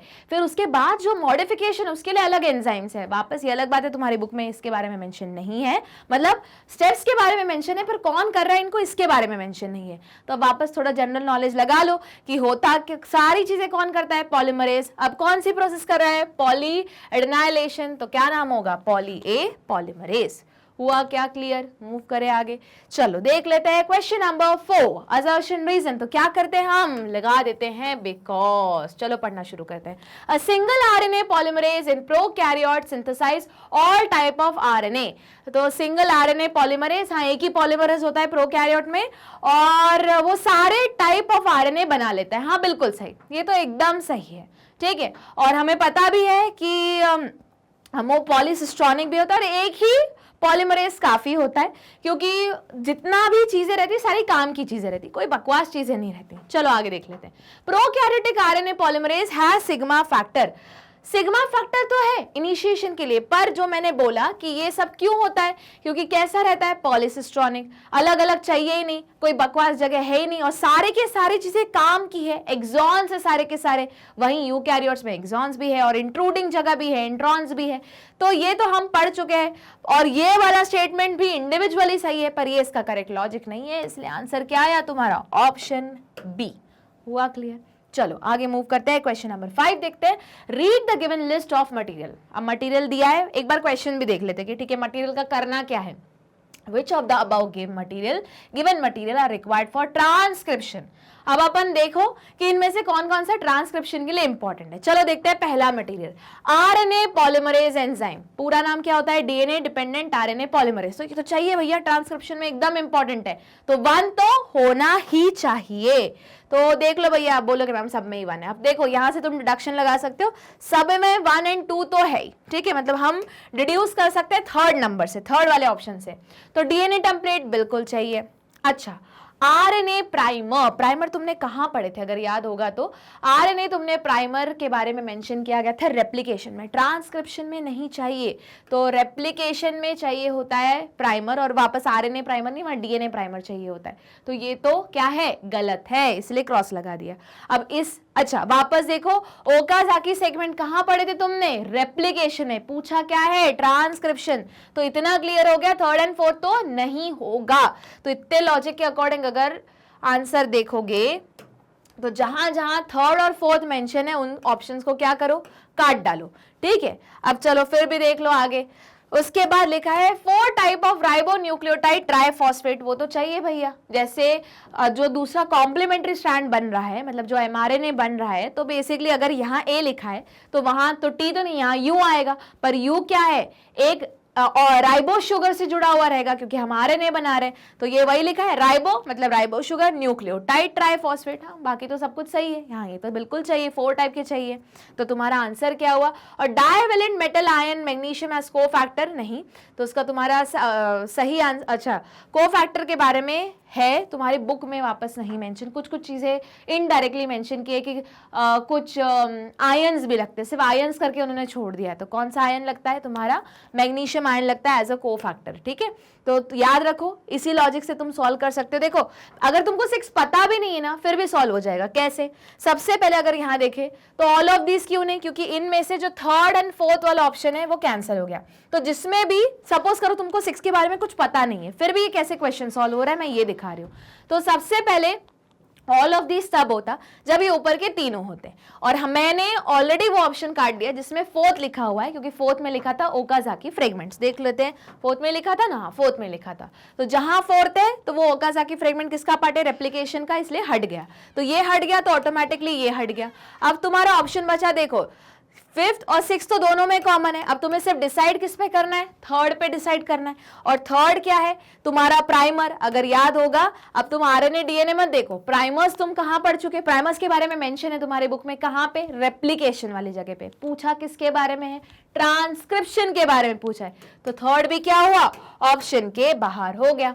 आई कहानी समझ में? भले तुमने 6 नहीं पढ़ा है, मैं तो बोल रही हूँ कुछ भी नहीं पढ़ा है, भूल गए, पढ़ा था सब साफ हो गया, पर फिर भी तुम क्वेश्चन का आंसर निकाल सकते हो, ठीक। तो यही मैं बोल रही, थोड़ा माइन्यूटली ऑब्जर्व करना स्टार्ट करो, तुम्हारे आंसर खुद ब खुद निकलते आएंगे। चलो मूव करते हैं अगले पैसेज पे या अगले केस पे। Translation is a process of polymerisation of amino acid to form a polypeptide. बिल्कुल सही है, एमआरएनए को पढ़ा जाता है, उसमें सीक्वेंस लिखा रहता है कि किस सीक्वेंस में अब कौन सा अमीनो एसिड जुड़ना है, और उसी प्रोसेस को बेसिकली जब जोड़ने के बाद, पॉलीमराइज होने के बाद, उसको हम ट्रांसलेशन बोलते हैं। The order and sequence of amino acid are defined by the sequence base in mRNA. The amino acid are joined by a bond called peptide bond। बिल्कुल सही। कहां बनता है पेप्टाइड बॉन्ड? 2 टीआरएनए जो चार्ज रहते हैं वहां पे ट्रांसफरेज एंजाइम आता है, और वो यहां से अमीनो एसिड तोड़ के नया वाला जो टीआरएनए है उस पे पुरानी अमीनो एसिड की चेन जोड़ देता है बाय फॉर्मिंग पेप्टाइड बॉन्ड, ठीक है। पेप्टाइडल ट्रांसफरेज, ठीक। Ribosome is a site of protein synthesis. बिल्कुल सही, राइबोसोम बोलो या आरआरएनए बोलो, क्या है ये? कैटलिस्ट की तरह काम कर रहा है, जहां जिसके अंदर सारी प्रोसेस हो रही है। टेम्पलेट जैसा एमआरएनए है, स्मॉलर यूनिट से जुड़ा हुआ है, बिगर यूनिट उससे जुड़ा हुआ है राइबोसोम का, और उसके अंदर टीआरएनए आ रहा है, चार्ज टीआरएनए आ रहा है, जुड़ रहा है, पेप्टाइड बॉन्ड बना रहा है, खाली हो रहा है, निकल जा रहा है इस साइड से, ठीक। चलो स्टार्ट करते हैं पहला क्वेश्चन। विच आयन, अब देखो पिछले वाले से कुछ एक्स्ट्रा इन्फॉर्मेशन काम में आई ना, कि कौन सा आयन, अभी थोड़ी देर पहले पढ़ा था, मैग्नीशियम आयन लिखा था वहां पे।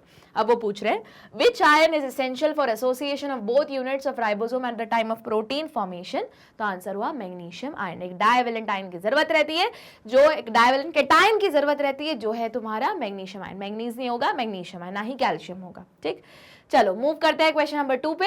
During translation how many initiation factor are required in eukaryote for initiation reaction. अगर याद होगा मैंने बताया था कि यूकैरियोट्स में अराउंड 10-11 तक रहते हैं। अब बोलोगे मैम क्वेश्चन गलत है, कैसे क्वेश्चन पढ़ा रही हो? वापस हमने पढ़े थे 10-11, क्वेश्चन सही है। अभी 4 में से तुमको चूज करना है मोस्ट अप्रोप्रिएट। अब 10-11 नहीं लिखा है ना, तो अब ये नहीं बोलोगे कि क्वेश्चन गलत है। अब इनमें से 10-11 के पास कौन सा आंसर आ रहा है? 9 आ रहा है, इसलिए तुम्हारा आंसर 9 होगा। हुआ क्लियर? तो इसी लॉजिक से चिल्लाने मत लगना, नहीं तो बोलोगे मैम क्वेश्चन गलत है। क्वेश्चन गलत नहीं, क्वेश्चन ठीक है। तुमको पढ़ाया हुआ है कि 10 और 11, कुछ रेफरेंस बुक 11 मानती है, कुछ रेफरेंस बुक 10 मानती हैं। क्या रहते हैं तुम्हारे? इनिशिएशन फैक्टर्स रहते हैं यूकैरियोट्स में, मैंने बताया भी था वहां पे। पर वापस क्वेश्चन सही है, तुम्हें मोस्ट अप्रोप्रिएट चूज करना है, तो उसके अकॉर्डिंग तुम्हारा आंसर क्या आया? 9, ठीक। चलो मूव करते हैं अगले क्वेश्चन पे। Question number 3।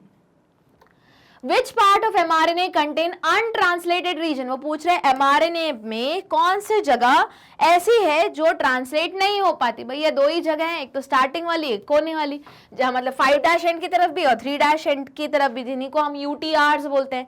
तो दोनों साइड, तो आंसर क्या हुआ, both end, 5' end and 3' end. ठीक, चलो मूव करते हैं अगले क्वेश्चन पे। Name the enzyme that help in combining amino acid to its particular RNA।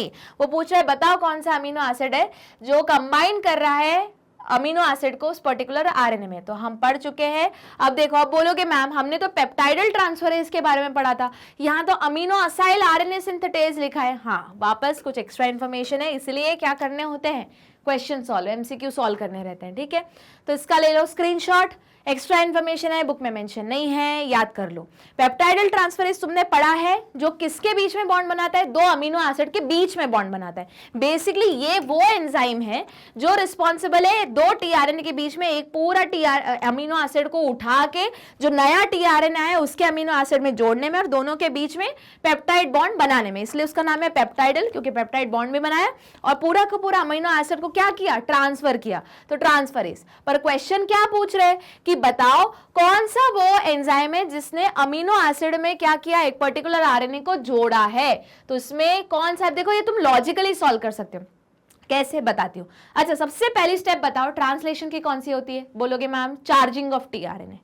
इसी का दूसरा नाम अमीनो असाइलेशन ऑफ tRNA। तो मुझे लॉजिकली बताओ कि अगर इस प्रोसेस का ही नाम अमीनो असाइलेशन ऑफ tRNA है, मतलब tRNA में उसके एंटीकोडॉन के अकॉर्डिंग एक अमीनो एसिड जोड़ा जा रहा है, मतलब कोई तो जोड़ रहा होगा। कौन जोड़ रहा होगा, एंजाइम जोड़ रहा होगा। प्रोसेस का नाम क्या था, amino acylation of tRNA। Charging of tRNA common में बोल दिया। तो जरा देखो वापस, general knowledge, viewing power, observe करने की ताकत बढ़ाओ जरा। तो क्या लिखा है, अमीनो असाइल RNA सिंथेटेज। हुआ क्लियर?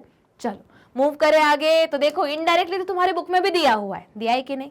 चलो मूव करते अगले क्वेश्चन पे। Question 5, from the given list select the translation machinery. ठीक है भैया, तो अपन को कॉम्बिनेशंस लगाने और ये तुम्हारे ऑप्शंस है। mRNA चाहिए, वो तो बेस है। राइबोसोम कैटलिस्ट है, उसी के अंदर तो होने वाला है। अमीनो एसिड भी चाहिए भैया, वही तो ट्रांसफर होंगे। tRNA तो एडाप्टर मॉलिक्यूल है। पेप्टाइडल ट्रांसफरेज, हाँ, दो अमीनो एसिड के बीच में क्या बनाने वाला है, पेप्टाइड बॉन्ड, और ट्रांसफर भी करने वाला है। और अभी पढ़ा चार्जिंग ऑफ tRNA या अमीनो असाइलेशन ऑफ tRNA कौन करा रहा है, अमीनो असाइल tRNA सिंथेटेज। मतलब 1 2 3 4 5 6। अब बोलोगे मैम 7 कहीं भी इन्वॉल्व नहीं है, पायरोफॉस्फेटेज कहीं भी इन्वॉल्व नहीं है। तो तुम्हारा करेक्ट ऑप्शन क्या है, 1 2 3 4 5 6। देख लो कहां लिखा है 1 2 3 4 5 6, ऑप्शन सी। हुआ क्लियर? चलो मूव करते हैं आगे, अगला पैरा देखते हैं, मतलब अगला केस देखते हैं।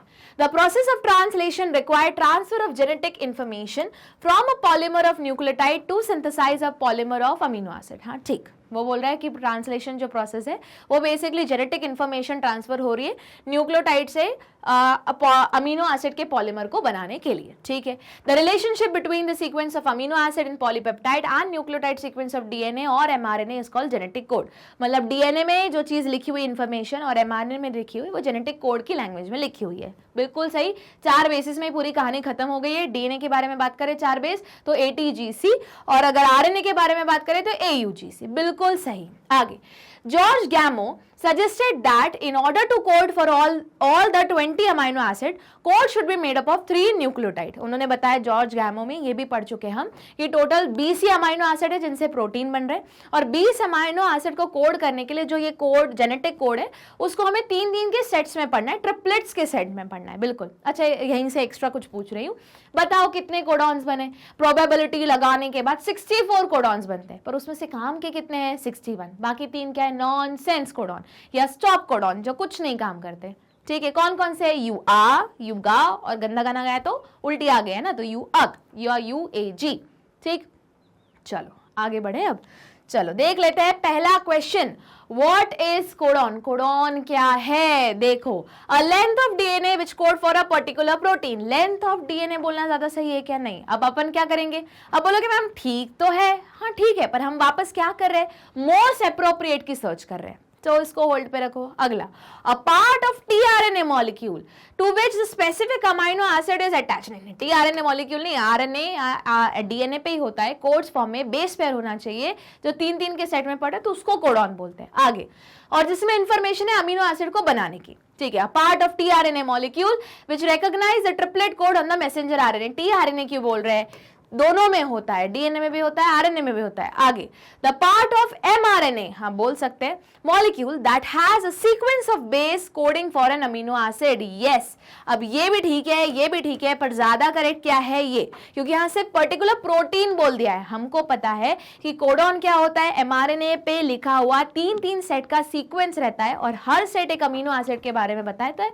ये अलग बात है कि उन्हीं अमीनो एसिड के सीक्वेंस को जब लगाया जाएगा तो एक प्रोटीन का फॉर्मेशन होगा। तो देखो सबसे करेक्ट तरीके से तुम्हारा ऑप्शन डी बात कर रहा है, तो इसीलिए हम कौन सा ऑप्शन मार्क करके आएंगे, डी। वापस याद रखो 4 ऑप्शंस है, 2 ऑप्शंस तो एकदम एक जैसे ही दिखेंगे, ऐसे लगेगा दोनों तो एक ही चीज बोल रहे हैं, पर ध्यान से पढ़ोगे तो दोनों थोड़ी थोड़ी अलग चीज बोल रहे होंगे, एक थोड़ा बेटर कुछ बोल रहा होगा दूसरे से। और ये जो है एमसीक्यू बेसिकली मोस्ट अप्रोप्रिएट की ही लड़ाई होती है कि तुम बस ढूंढ लो कि मोस्ट अप्रोप्रिएट कौन सा है, ठीक है। चलो मूव करते हैं क्वेश्चन नंबर 2 पे। 3 consecutive base in the DNA molecule provide the codes for each amino acid in a protein molecule. What is the maximum number of different triplet that could be occur? अभी तो थोड़ी देर पहले discuss किया कितने codons होते हैं, 64। Actual में कितने काम करते हैं, 61। बाकी तो 3 स्टॉप कोडॉन रहते, पर कोडॉन्स तो है। ऑप्शन देख लो 64 का है, डी, ठीक। अच्छा 20 क्यों लिखा है, क्योंकि 20 क्या होता है, अमीनो एसिड्स बनते हैं, ठीक है। मूव करते हैं क्वेश्चन नंबर 3 पे।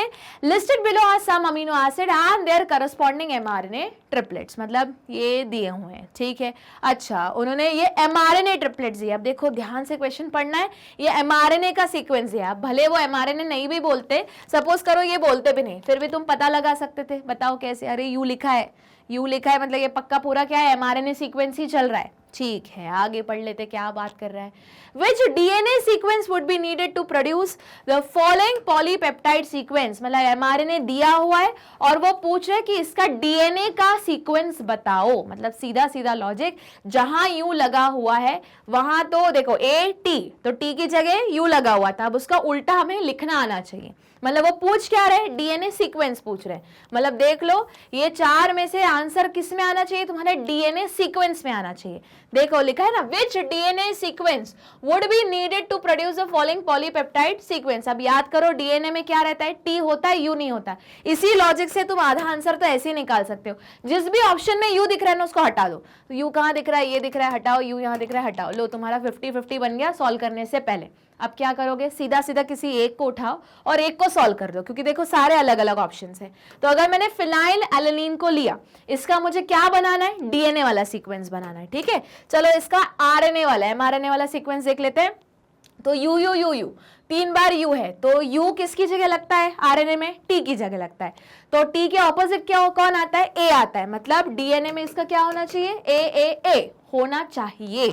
देख लो भैया कहीं ऑप्शन मिल रहा है क्या, हाँ ऑप्शन नंबर 1 वही तो है।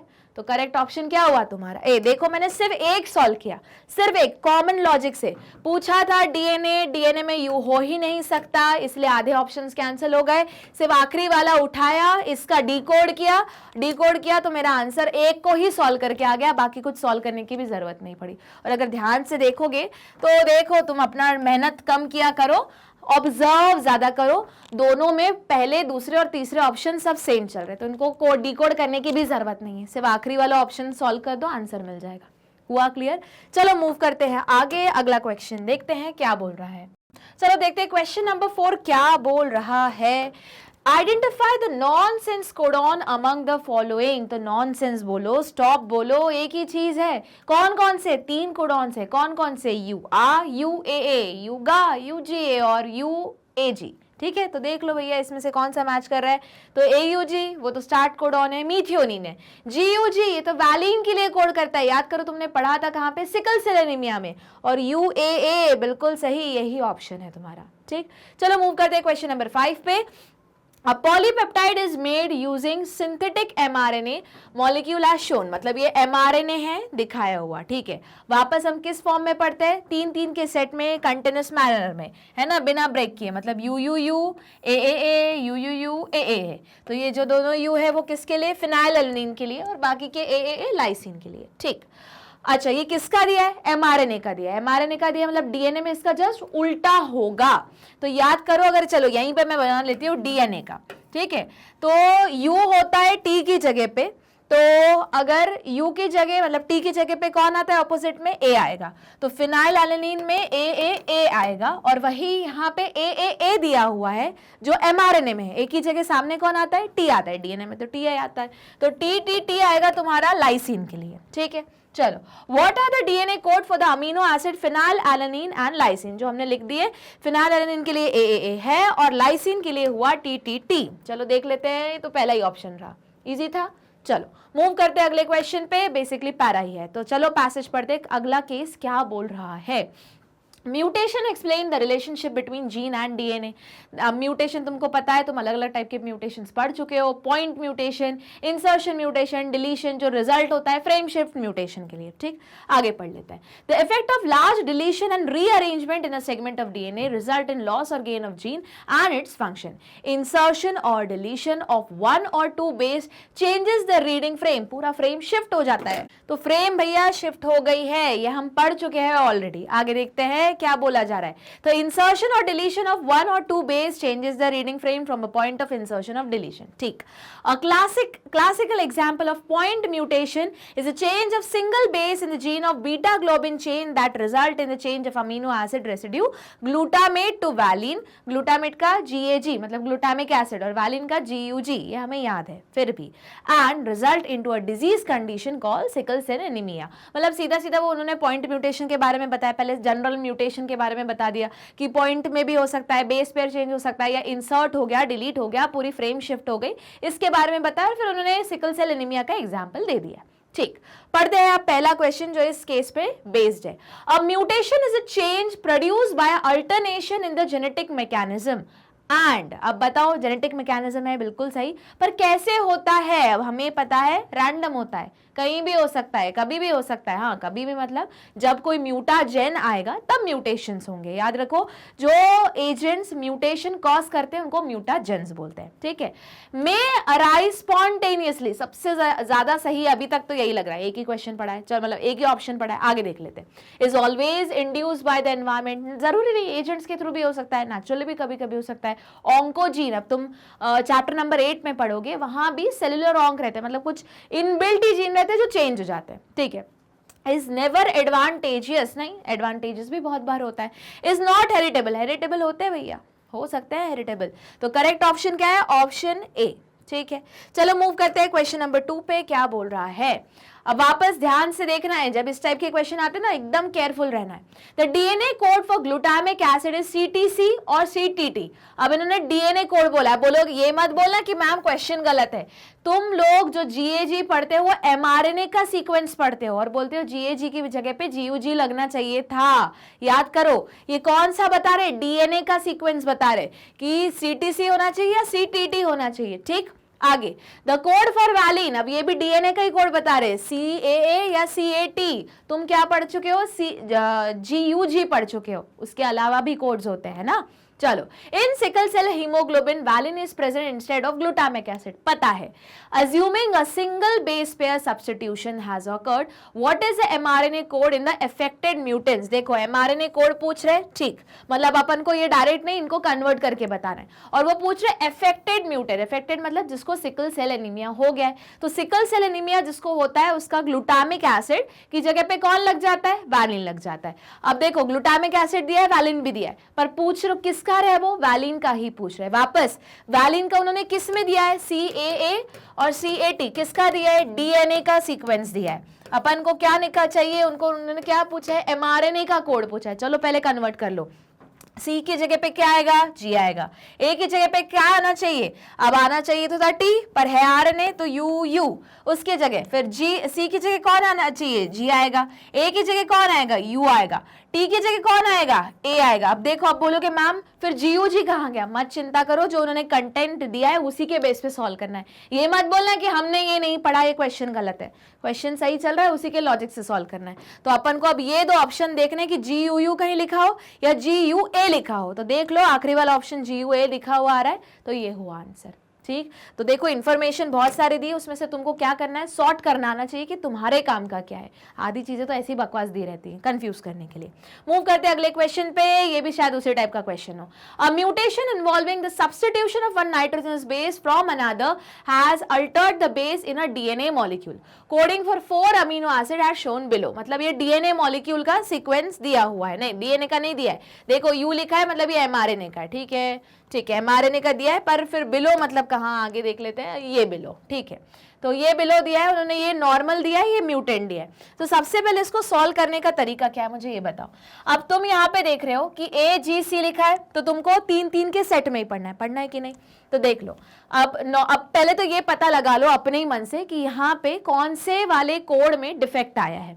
3-3 के सेट में पढ़ोगे तो GAGC, यहाँ भी AGC सही है, ATG सही है, GAT का क्या बन गया, CAT बन गया, ये गड़बड़ है, और CCT। अब तुम वापस जो पीछे इंफॉर्मेशन दी है ना, वहां जाओ और देखो कि GAT और CAT क्या बोल रहा था। तो अगर हम पीछे जाएं तो यहाँ इस वाली जगह पे तो GAT और CAT, ठीक है, पर GAT था और CAT था, वो किसका, ये किसका था, DNA का दिया हुआ था। चलो अब इसका mRNA बना दो, तुमको पता चल जाएगा आंसर। तो इसका अगर mRNA बनाओ, mRNA वाला कोड, तो G की जगह आएगा C, A की जगह आना चाहिए था T, पर RNA इसलिए आएगा U, T की जगह आएगा A, वापस C की जगह आएगा G, A की जगह कौन आएगा, U ही आएगा, T की जगह A आएगा। मतलब ये नंबर, ये कुछ चेंज हुआ है। अब देख लो कौन क्या था और किस में चेंज हुआ। तो ओरिजिनल क्या था, GAT था, मतलब mRNA दिया हुआ है उन्होंने। तो CUA कहाँ लिखा है, CUA मतलब ओरिजिनल फॉर्म, जो ओरिजिनल नॉर्मल जीन था उसमें क्या था, ल्यूसिन था, और वो बन किस में गया, CAT में बना। ये DNA में दिया हुआ है, हमने उसका mRNA कन्वर्ट किया, मतलब GUA कहाँ पे, GUA ये रहा, मतलब ओरिजिनल ल्यूसिन था जो वैलिन में कन्वर्ट हो गया। मैंने अभी भी क्वेश्चन नहीं पढ़ा है, पर देखना पक्का यही पूछ रहे होंगे। तो चलो देख लेते हैं question. The table show 6 codon पढ़ लिया and corresponding amino acid into which each is translated. Mutation has change in the in the amino acid, ये तो हमने खुद सॉल्व कर लिया, ल्यूसिन टू वैलिन। हुआ क्लियर? तो स्टेप बाय स्टेप क्वेश्चन पढ़ोगे तो ऑटोमेटिक ही सॉल्व होते चलेगा। चलो मूव करते हैं अगले क्वेश्चन पे। असर्शन रीजन, वापस क्या करना है, बिकॉज लगा देना है, लगा दो। इंसर्शन और डिलीशन ऑफ 3 और इट्स मल्टीपल बेस, मतलब इंसर्ट कर रहे हो, अगर 3 इंसर्ट कर रहे हो या 3 को निकाल रहे हो। अब कैसे पता चला मैम 3 ही है, यहाँ लिखा है 3 या उसी के मल्टीपल बेस, क्योंकि याद करो हम कोडॉन 3-3 के सेट में पढ़ते हैं। ठीक, इंसर्ट और डिलीट 1 और multiple codon and so on और मल्टीपल अमीनो एसिड। तो ये बोल रहे कि इंसर्ट कर लो, डिलीट कर दो 3 के सेट में या 3 के मल्टीपल में, पर ठीक है, ये है सब सही, बात सही है। बोलना क्या चाहते हो, eight the and frame shift होगा ही, ये अलग बात है। अगर 3 का सेट इकट्ठे उड़ाए वापस, अगर तीनों का सेट मतलब जो तीनों के तीनों कोडॉन्स को इकट्ठे हटा दिया तो पूरा एक अमीनो एसिड हट जाएगा, फिर उस केस में फ्रेम शिफ्ट नहीं हो पाएगा, फ्रेम वही चलती रहेगी कि पर पूरा तीनों सेट उड़ गया। ठीक है, मतलब पूरा अमीनो एसिड चेंज नहीं होगा, एक अमीनो एसिड गायब हो जाएगा या एक्स्ट्रा आ जाएगा। ठीक, तो ये कुछ ऐसा नीचे लिखा हुआ होना चाहिए। Reading frame remain unaltered, reading frame remain Altered, ठीक है, पर कब बोलोगे, जब पूरा का पूरा एक ही जगह से तीनों कोड्स उड़ गए हों या ऐड हो गए हों। अनअल्टर्ड विद इंसर्ट और डिलीशन ऑफ 3 और इट्स मल्टीपल बेसिस, ये सही है, पर पूरी तरीके से उन्होंने एक्सप्लेन नहीं किया है, इसलिए ऑप्शन क्या आया तुम्हारा बी, क्योंकि उन्होंने ये नहीं बोला कि जो 3 या 3 के मल्टीपल्स जा रहे हैं वो इकट्ठे कॉन्जिक्यूटिव ही हट रहे हैं या कॉन्जिक्यूटिव ही ऐड हो रहे हैं, जब ये बोलते तो ज्यादा करेक्ट था। ठीक, चल मूव करते हैं क्वेश्चन नंबर 5 पे। Part of the amino acid sequence in normal and sickle cell haemoglobin are shown. तो नॉर्मल ये है, सिकल सेल ये है, वापस क्या करो, कंपेयर कर लो। ठीक है, कहां पे है, ग्लूटामिक एसिड की जगह वैलिन है, हमको पता है ग्लूटामिक एसिड ये रहा, तो अपन को बाकी तो देखना ही नहीं है। ग्लूटामिक एसिड का GAA और GAG, GUA और GUG, ठीक, ये तो ऑलरेडी पता है, ये एक्स्ट्रा है, अब ये नया 2 उन्होंने ऐड कर दिया कि GAA की जगह पे GUA लगा है। ठीक, आगे विथ विच ट्रांसफर मतलब TRNA, अच्छा ये देखो उन्होंने किसका बोला है, ये mRNA बोला है। अगर याद करो तो वापस ये जो mRNA होता है, mRNA होता है, यहाँ पे क्या लिखा रहता है, कोडॉन्स लिखे रहते हैं, और इसके एंटी कोडॉन मतलब इसका रिवर्स यहाँ एंटी कोडॉन में मिलेगा। अब वो पूछ किसका रहे, which transfer RNA molecule is involved in the formation of this part of sickle cell haemoglobin, मतलब वो डिफेक्टिव वाला पूछ रहे हैं। तो देखो डिफेक्टिव वाले में वैलिन आना चाहिए, करेक्ट। तो वैलिन अगर mRNA, और ये mRNA का कोड दिया है, मतलब अगर यहाँ पे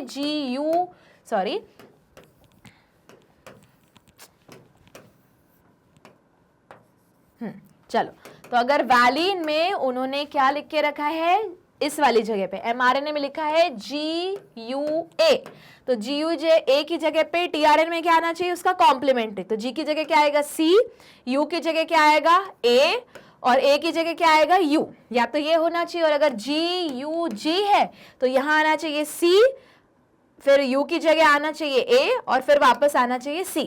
तो अपन को पिक्चर में से कुछ ऐसा ढूंढना है जहां पे CAU हो या CAC हो। तो देख लो भैया, GUG नहीं, UGC नहीं, GAG नहीं, CAU होना चाहिए, CAU, ये रहा आंसर। हुआ क्या clear? Step by step solve किया तो आंसर मिल गया। ठीक, बहुत धीरे धीरे क्वेश्चन को पढ़ना। देखो मैं पूरा क्वेश्चन पढ़ भी नहीं रही हूँ, मैं साथ में एनालाइज करते चल रही हूँ। यही काम तुमको करना है। बहुत केयरफुली पढ़ो कि उन्होंने इन्फॉर्मेशन दी क्या है और पूछ क्या रहे हैं वो। वापस अब वो यहाँ DNA नहीं पूछ रहे थे, TRNA पूछ रहे थे, और mRNA और TRNA क्या रहते हैं, दोनों कोडॉन और एंटी कोडॉन होते हैं, मतलब कॉम्प्लीमेंट्री रहेंगी, पर U की जगह U ही लगेगा। ठीक है, तो इतना हुआ क्लियर। चलो, सेम नहीं लगेगा, देखो कॉम्प्लीमेंट्री लगा है, और फिर ऊपर वैलिन जोड़ेगा। ठीक, चलो मूव करते हैं अगले वाले केस पे। Gene regulation is a mechanism of switching off and switching on of the gene depending upon the requirement of cell and state of development। बिल्कुल सही, gene regulation हम पढ़ चुके हैं in the form of lac operon prokaryotes में। eukaryotes में हमको पता है 4 जगह gene regulation या expression होता है, ट्रांसक्रिप्शन लेवल पे, फिर उसके बाद स्प्लाइसिंग पे, फिर उसके बाद जब वो mRNA बाहर जा रहा होता है न्यूक्लियर पोर से साइटोप्लाज्म में वहां पे, और ट्रांसलेशन लेवल पे। आगे gene regulation is of 2 type, negative and positive. बिल्कुल सही, हम नेगेटिव रेगुलेशन का एग्जांपल lac operon ही पढ़ चुके हैं। In negative gene regulation the gene continuously expressing their effect till their activity is suppress. Positive gene regulation is one in which gene remain non express unless until they are induced to do it.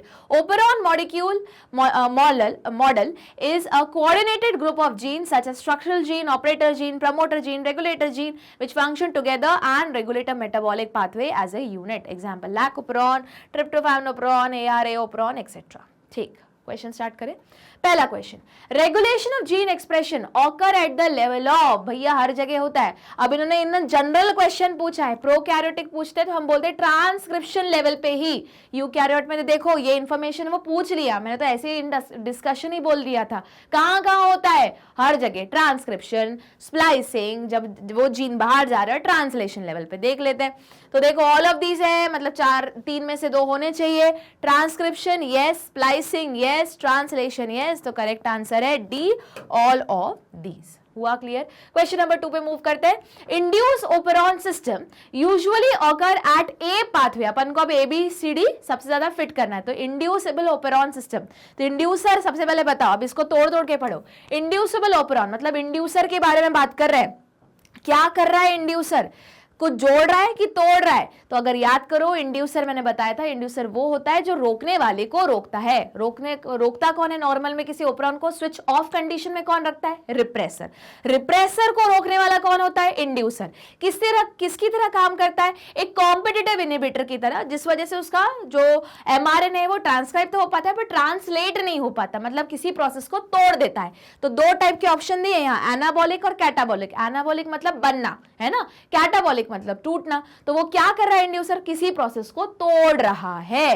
तो anabolic जहां लिखे option हट गए, 2 ही option बचे। ठीक, आगे nutrient molecule serve as be to stimulate production of the enzyme. Nutrient molecule जैसे अब ले लो, लैक्टोज ही है, वो किसकी तरह काम कर रहा है? अब यहां है, लैक्टोज खुद क्या है? कि इंड्यूसर है जो क्या कर रहा है? स्टिमुलेट कर रहा है production of the enzyme necessary for their break down. तो देखो जरा आंसर क्या तुम्हारा बनता जा रहा है? इंड्यूसर। ठीक, उसके बाद gene for inducible operon are usually switch off, हमेशा इंड्यूसर क्या करेगा, ऑलरेडी प्रोसेस रुकी हुई है, स्विच ऑफ कंडीशन में है, पर इंड्यूसर बाहर से आएगा, रोकने वाले को रोकेगा, रिजल्ट ये होगा ऑपरेटर वाली जगह खाली रह जाएगी और फिर पॉलीमरेज जुड़ जाएगा और जीन स्विच ऑन हो जाएगा। पर नॉर्मली जीन कैसा रहता है, स्विच ऑफ कंडीशन में, यही लिखा है कि यूजुअली कैसे रहता है, जीन स्विच ऑफ, देखो ऑफ, ठीक है। अब ऐसे तुम्हारे देखो अगर इससे सॉल्व हो जाएगा तो यहीं तक आके तुम्हारा आंसर सॉल्व हो जाएगा, फिर भी तुम कंफ्यूज हो तो यहाँ पे सॉल्व हो जाएगा, क्योंकि ऑलरेडी तुमने दो ऑप्शन तो हटा ही दिए, दो ही ऑप्शन बचे, उसमें से ऑफ में ही रहता है, आखिरी भी देख लो। And the repressor is synthesized in a D form, but obvious जो रिप्रेसर है वो एक्टिवेटेड फॉर्म में बन जाता है। हुआ क्या क्लियर? मूव करें आगे, चलो क्वेश्चन नंबर 3 देखते हैं। An mRNA molecule transcribed from lac operon contain nucleotide sequence complementary to, वो पूछ रहे बताओ एक mRNA molecule को ट्रांसक्राइब किया गया lac operon से और उसमें कौन से न्यूक्लियोटाइड कॉम्प्लीमेंट्री रहेंगे। तो भैया lac operon में से कौन सा जीन एक्चुअली जब स्विच ऑन बोल रही है तो क्या हो रहा है ट्रांसक्राइब, उसका स्ट्रक्चरल जीन जिसमें है lac Z, lac Y, lac A। तो देख लो यहाँ पे क्या ऑप्शन है, ये रहा structural gene coding for enzyme, बिल्कुल सही, तो आंसर हुआ ए। बाकी तो जो आई जीन है, जो बेसिकली रेगुलेटरी जीन है, जो तुम्हारा वर्ड इनिबिटर सा है, वो तो पूरे टाइम वैसे ही एक्सप्रेस हो रहा है, एमआरएनए बना रहा है, एमआरएनए रिप्रेसर बना रहा है, वही रिप्रेसर जाके अटैच हो रहा है ऑपरेटर पे और जीन को स्विच ऑफ कर रहा है। अब ये पूछ रहे बताओ जो अब नया एमआरएनए बना, जब उस ऑपरॉन को स्विच ऑन किया, ट्रांसक्राइब किया, तो बताओ उसमें किसका सीक्वेंस है, तो उसमें रहेगा स्ट्रक्चरल जीन का सीक्वेंस। ठीक हुआ क्लियर? अच्छा क्वेश्चन है, स्टार मार्क कर लो, स्क्रीनशॉट भी ले लो। मूव करते हैं, ये वाला ये पर्टिकुलर ये केस स्टडी बहुत बढ़िया है। अब आते हैं क्वेश्चन नंबर 4 पे। विच स्टेटमेंट करेक्टली वर्ड है, describe the control of transcription of gene involve in the breakdown of lactose in E coli. वो पूछ रहे कि करेक्ट स्टेटमेंट बताओ इनमें से जो लैक्टोज का ब्रेकडाउन ई कोलाई के अंदर एक्सप्रेस कर रहे हैं। पढ़ना स्टार्ट करते हैं। और रिप्रेसर प्रोटीन, रिप्रेसर है, ठीक है, कहां बाइंड होता है, ऑपरेटर पे, ठीक है, binds to the operator and the gene are switch on, ना जीन स्विच ऑफ हो जाता है, ऑफ ऑफ ऑफ। ये स्टेटमेंट क्या है, इनकरेक्ट। पूछा क्या है, करेक्ट, हटाओ इसे। Repressor protein bind to operator, ठीक, and the gene are switch off, हाँ ये बोल सकते हैं, सही है, पर फिर भी आगे पढ़ लो, क्या पता ज्यादा बेटर हो। A transcription factor bind to the promoter and the gene are switch on। Transcription factor नहीं जुड़ता, पॉलीमरेज जुड़ता है, तो ये तो तुम्हारा ऑप्शन हट गया, ठीक है। A transcription factor bind to promoter and the gene, देखो भैया ये क्या गलत लिखा है, स्विच ऑफ स्विच ऑन करने के लिए ट्रांसक्रिप्शन फैक्टर नहीं होता, रिप्रेसर होता है, वो जाके ऑपरेटर पे बाइंड हो जाता है। जब ऑपरेटर वाली जगह भरी हुई रहती है तो तुम्हारा डीएनए डिपेंडेंट आरएनए पॉलीमरेज जुड़ नहीं पाता। सिंस वो जुड़ नहीं पाता तो स्ट्रक्चरल जीन के अंदर जो कंटेंट लिखा है वो ट्रांसक्राइब नहीं हो पाता, तो उस कंडीशन में हम जीन स्विच ऑफ बोलते हैं। ये गलत, यहाँ पे ये दोनों गलत, और पूछा क्या है, करेक्ट, तो तुम्हारा आंसर क्या आया, ऑप्शन बी। हुआ क्लियर? चलो क्वेश्चन नंबर 5 देख लेते हैं, क्या बोला जा रहा है। Function of catabolic activator protein in lac operon is, catabolic मतलब क्या, तोड़ना, किसको तोड़ना। थोड़ी देर पहले देखो ऐसे ही क्वेश्चन बना था कि क्या कर रहा है, रिप्रेसर को तोड़ रहा है, तो देख लो to activate lac gene when glucose is absent, और अब रिप्रेसर को तोड़ रहा है, ठीक है। अब बोलोगे मैम पर ये तो ऑप्शन ही नहीं दिया जो हमने अभी पढ़ा, पर ये बताओ रिप्रेसर कब टूटेगा, जब इकोलाई को लगा अरे ग्लूकोज क्या हो गया, खत्म हो गया, अब किस पे शिफ्ट हो, लैक्टोज पे शिफ्ट हो। इसीलिए थोड़े अमाउंट में हमेशा लैक ओपरॉन स्विच ऑन रहता है, एक्सप्रेस होता रहता है। उस वजह से सिंस वो एक्सप्रेस हो रहा है तो लैक वाई वाला परमिएज बना रहा है, परमिएज की वजह से लैक्टोज अंदर आ गया, वो किसकी तरह काम करेगा, इंड्यूसर की तरह, वही लिखा है। और फिर वो क्या करेगा, रिप्रेसर को तोड़ देगा, कैटाबॉलिक एक्टिवेटर प्रोटीन, और जीन तुम्हारा स्विच ऑन हो जाएगा। पर ये सारी कहानी कब हुई, जब ग्लूकोज क्या हो गया, खत्म हो गया, और अब किसकी जरूरत है, लैक्टोज को ब्रेक डाउन करके खाने की, तो उसके लिए क्या ऑन करना पड़ेगा, लैक ओपरॉन, मतलब लैक ओपरॉन को या लैक जीन को एक्टिवेट करना पड़ेगा। हुआ क्लियर?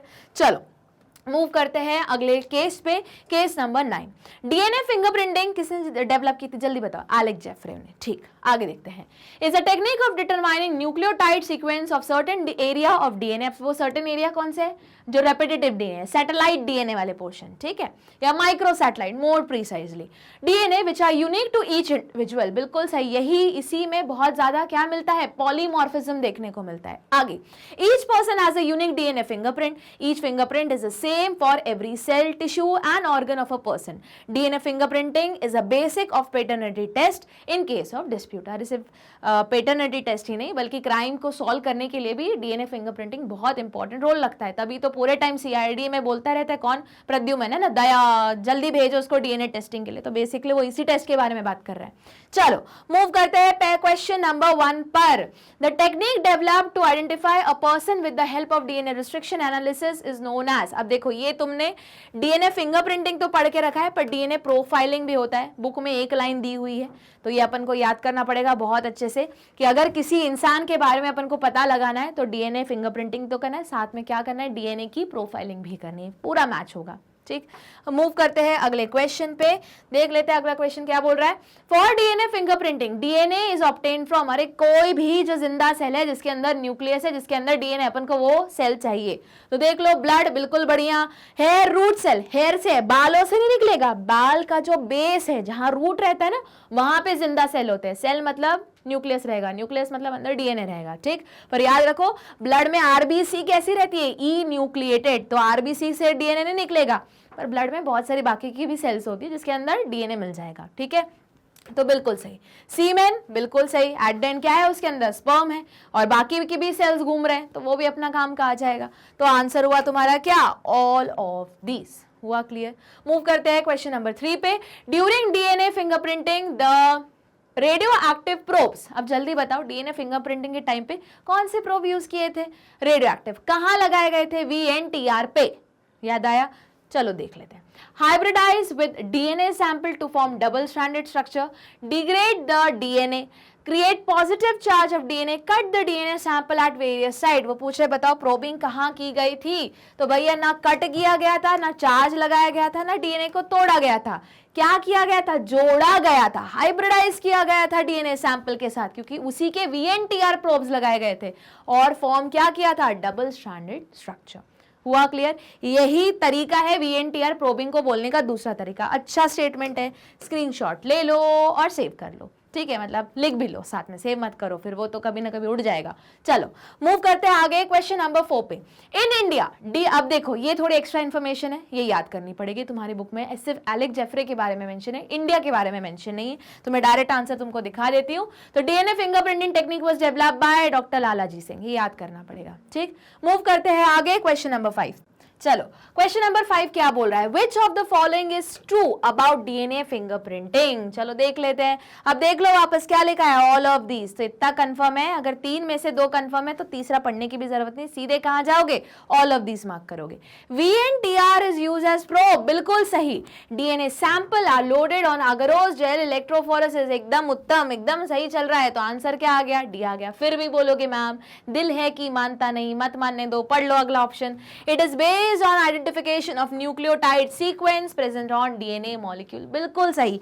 कैसे DNA molecule, ऐसे जो repetitive है, सैटेलाइट DNA जिसमें पॉलीमॉर्फिज्म शो हो रहा है, उन्हीं के बारे में बात की गई है.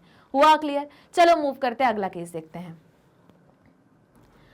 आखिरी केस ध्यान से पढ़ना है. चलो स्टार्ट करते हैं. आरएनए और ribonucleic acid is a single chain polyribonucleotide which function as a carrier of coded genetic or hereditary information from DNA to cytoplasm for taking part in protein and enzyme synthesis. ठीक, वो बोल रहा है RNA एक career की तरह काम कर रहा है जो इन्फॉर्मेशन डीएनए से लेके आ रहा है साइटोप्लाज्म में ताकि प्रोटीन बन सके. ठीक है.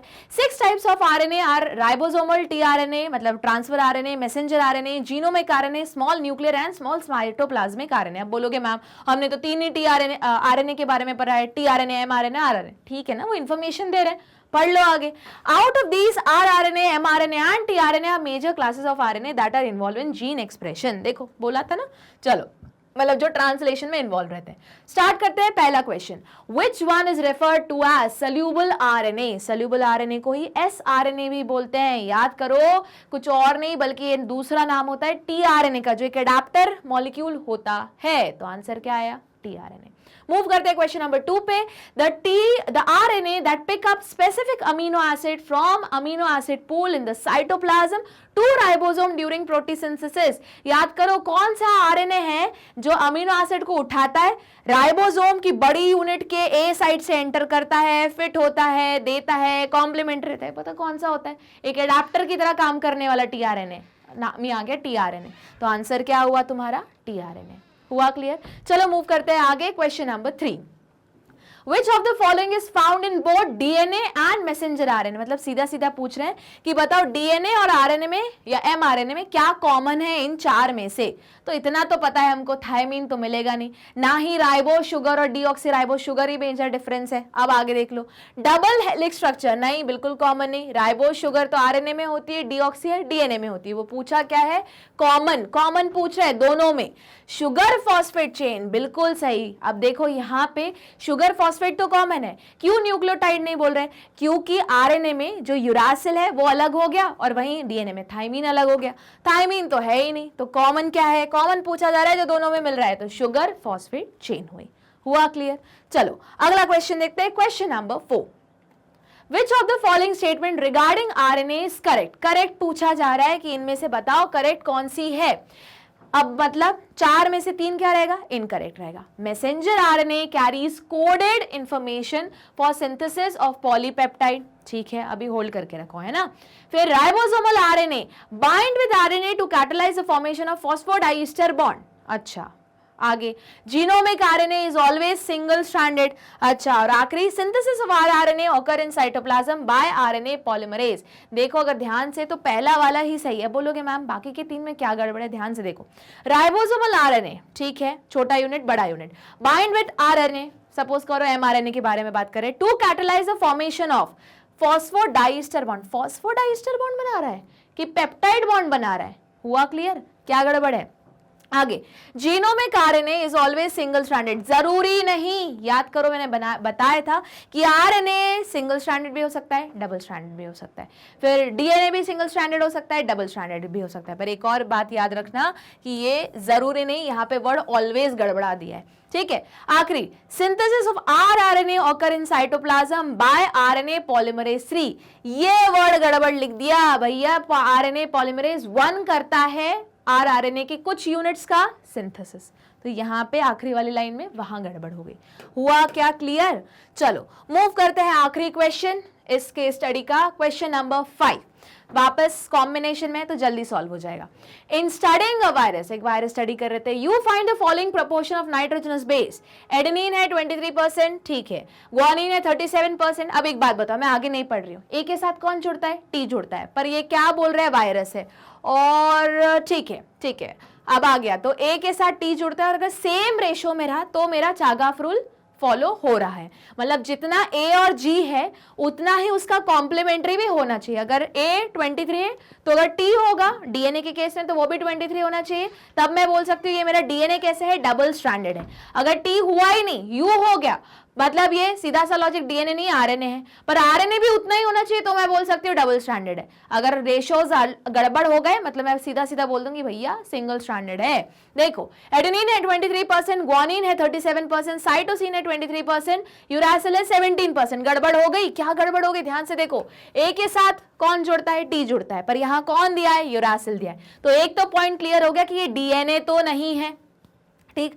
अगर ये दोनों का रेशियो सेम होता एंड इन दोनों का रेशियो सेम होता, मतलब ग्वानिन और साइटोसिन का भी सेम होता, तो हम बोल सकते हैं ना एडेनिन प्यूरिन और पायरिमिडिन का रेशियो सेम है, इज इक्वल टू 1, तो ये डबल स्ट्रैंडेड है। जो भी है डबल स्ट्रैंडेड है, पर ना रेशियो सेम है मतलब डबल स्ट्रैंडेड तो नहीं है, और साथ में यूरासिल है मतलब डीएनए भी नहीं है। देखो, which of the following statement regarding this virus is or are correct? It probably uses RNA as a genetic material. बिल्कुल सही, क्योंकि यूरासिल लिखा हुआ है। उसके बाद the genetic material of this virus is probably single stranded. बिल्कुल सही, मतलब तुम्हारा ऑप्शन 1 और 2 कुछ ऐसा होना चाहिए। ऑल ऑफ दिस तो अभी डिसाइड होगा। Base pairing rules in virus in this virus include adenine and cytosine. कब से ए के साथ सी जुड़ने लगा? ए के साथ टी जुड़ता है अगर डीएनए हुआ, आरएनए हुआ तो ए के साथ यू ही जुड़ता है, तो ये तो स्टेटमेंट ही गड़बड़ है। अब लगा लो डिडक्शन मेथड, थर्ड तो होगा नहीं और ऑल ऑफ दिस भी होगा नहीं, तो ऑल ऑफ दिस तो होगा नहीं और थर्ड तो होगा नहीं, और करेक्ट कौन सा है? 1 और 2। तो 1 और 2 वाला कौन सा ऑप्शन आया? तुम्हारा ऑप्शन बी। हुआ क्लियर? तो इसके साथ तुम्हारे केस स्टडी बेस्ड क्वेश्चन होते हैं खत्म। इस चैप्टर के 10 केस हम डिस्कस कर चुके हैं आज की क्लास में। बाकी का जितना भी इंफॉर्मेशन, कोई एमसीक्यू देखना है, कोई डायग्राम बेस्ड क्वेश्चन देखना है, कोई भी चीज, कोई भी डाउट, कोई भी लेक्चर फिर से देखना है, तो क्या करोगे, गूगल पे जाओगे, टाइप करोगे www.magnetbrains.com। क्यों? क्योंकि एक ऐसी वेबसाइट है जो आपको देता है फ्री एजुकेशन किंडरगार्टन से लेके ग्रेड 12 तक, इंग्लिश मीडियम में, हिंदी मीडियम में और बहुत सारी एंट्रेंस एग्जाम के लिए भी। तो जैसे ही तुम टाइप करोगे तो देखो तुमको यहां दिखेगा क्लास 12, क्लास 11, 10 से लेके किंडरगार्टन से लेके एग्जाम प्लस भी है, उसके बाद आईआईटी भी है, नीट भी है, यूपीएससी भी है, सीयूईटी भी है, इतनी सारी एंट्रेंस एग्जाम है। करेक्ट? तो तुम जो भी पढ़ना चाहते हो, जैसे तुम 12th ही पढ़ रहे हो तो अपने क्लास को सिलेक्ट करोगे, उसके बाद क्या करोगे, सब्जेक्ट सिलेक्ट करोगे। ठीक है? अब जो भी तुम, जरूरी नहीं कि बायो ही पढ़ना चाहो, बायो पढ़ो, मैथ्स पढ़ो, अब जिनका पीसीएमबी कॉम्बिनेशन होगा वो मैथ्स भी पढ़ेंगे, फिजिक्स पढ़ो, केमिस्ट्री पढ़ो, और साथ में बहुत सारे भी सब्जेक्ट्स हैं, उन सबको उन पे क्लिक करना है। और क्या करोगे, अंदर सारे चैप्टर्स डले हुए रहेंगे, उन पे क्लिक करोगे और सब्जेक्ट्स लेक्चर्स आ जाएंगे, उनके सुनना शुरू करोगे। साथ में लाइक शेयर सब्सक्राइब करना नहीं भूलना है। मिलते हैं हम अगली क्लास में अगला टॉपिक लेके, तब तक बने रहना है मेरे साथ, मैग्नेट ब्रेन्स के साथ।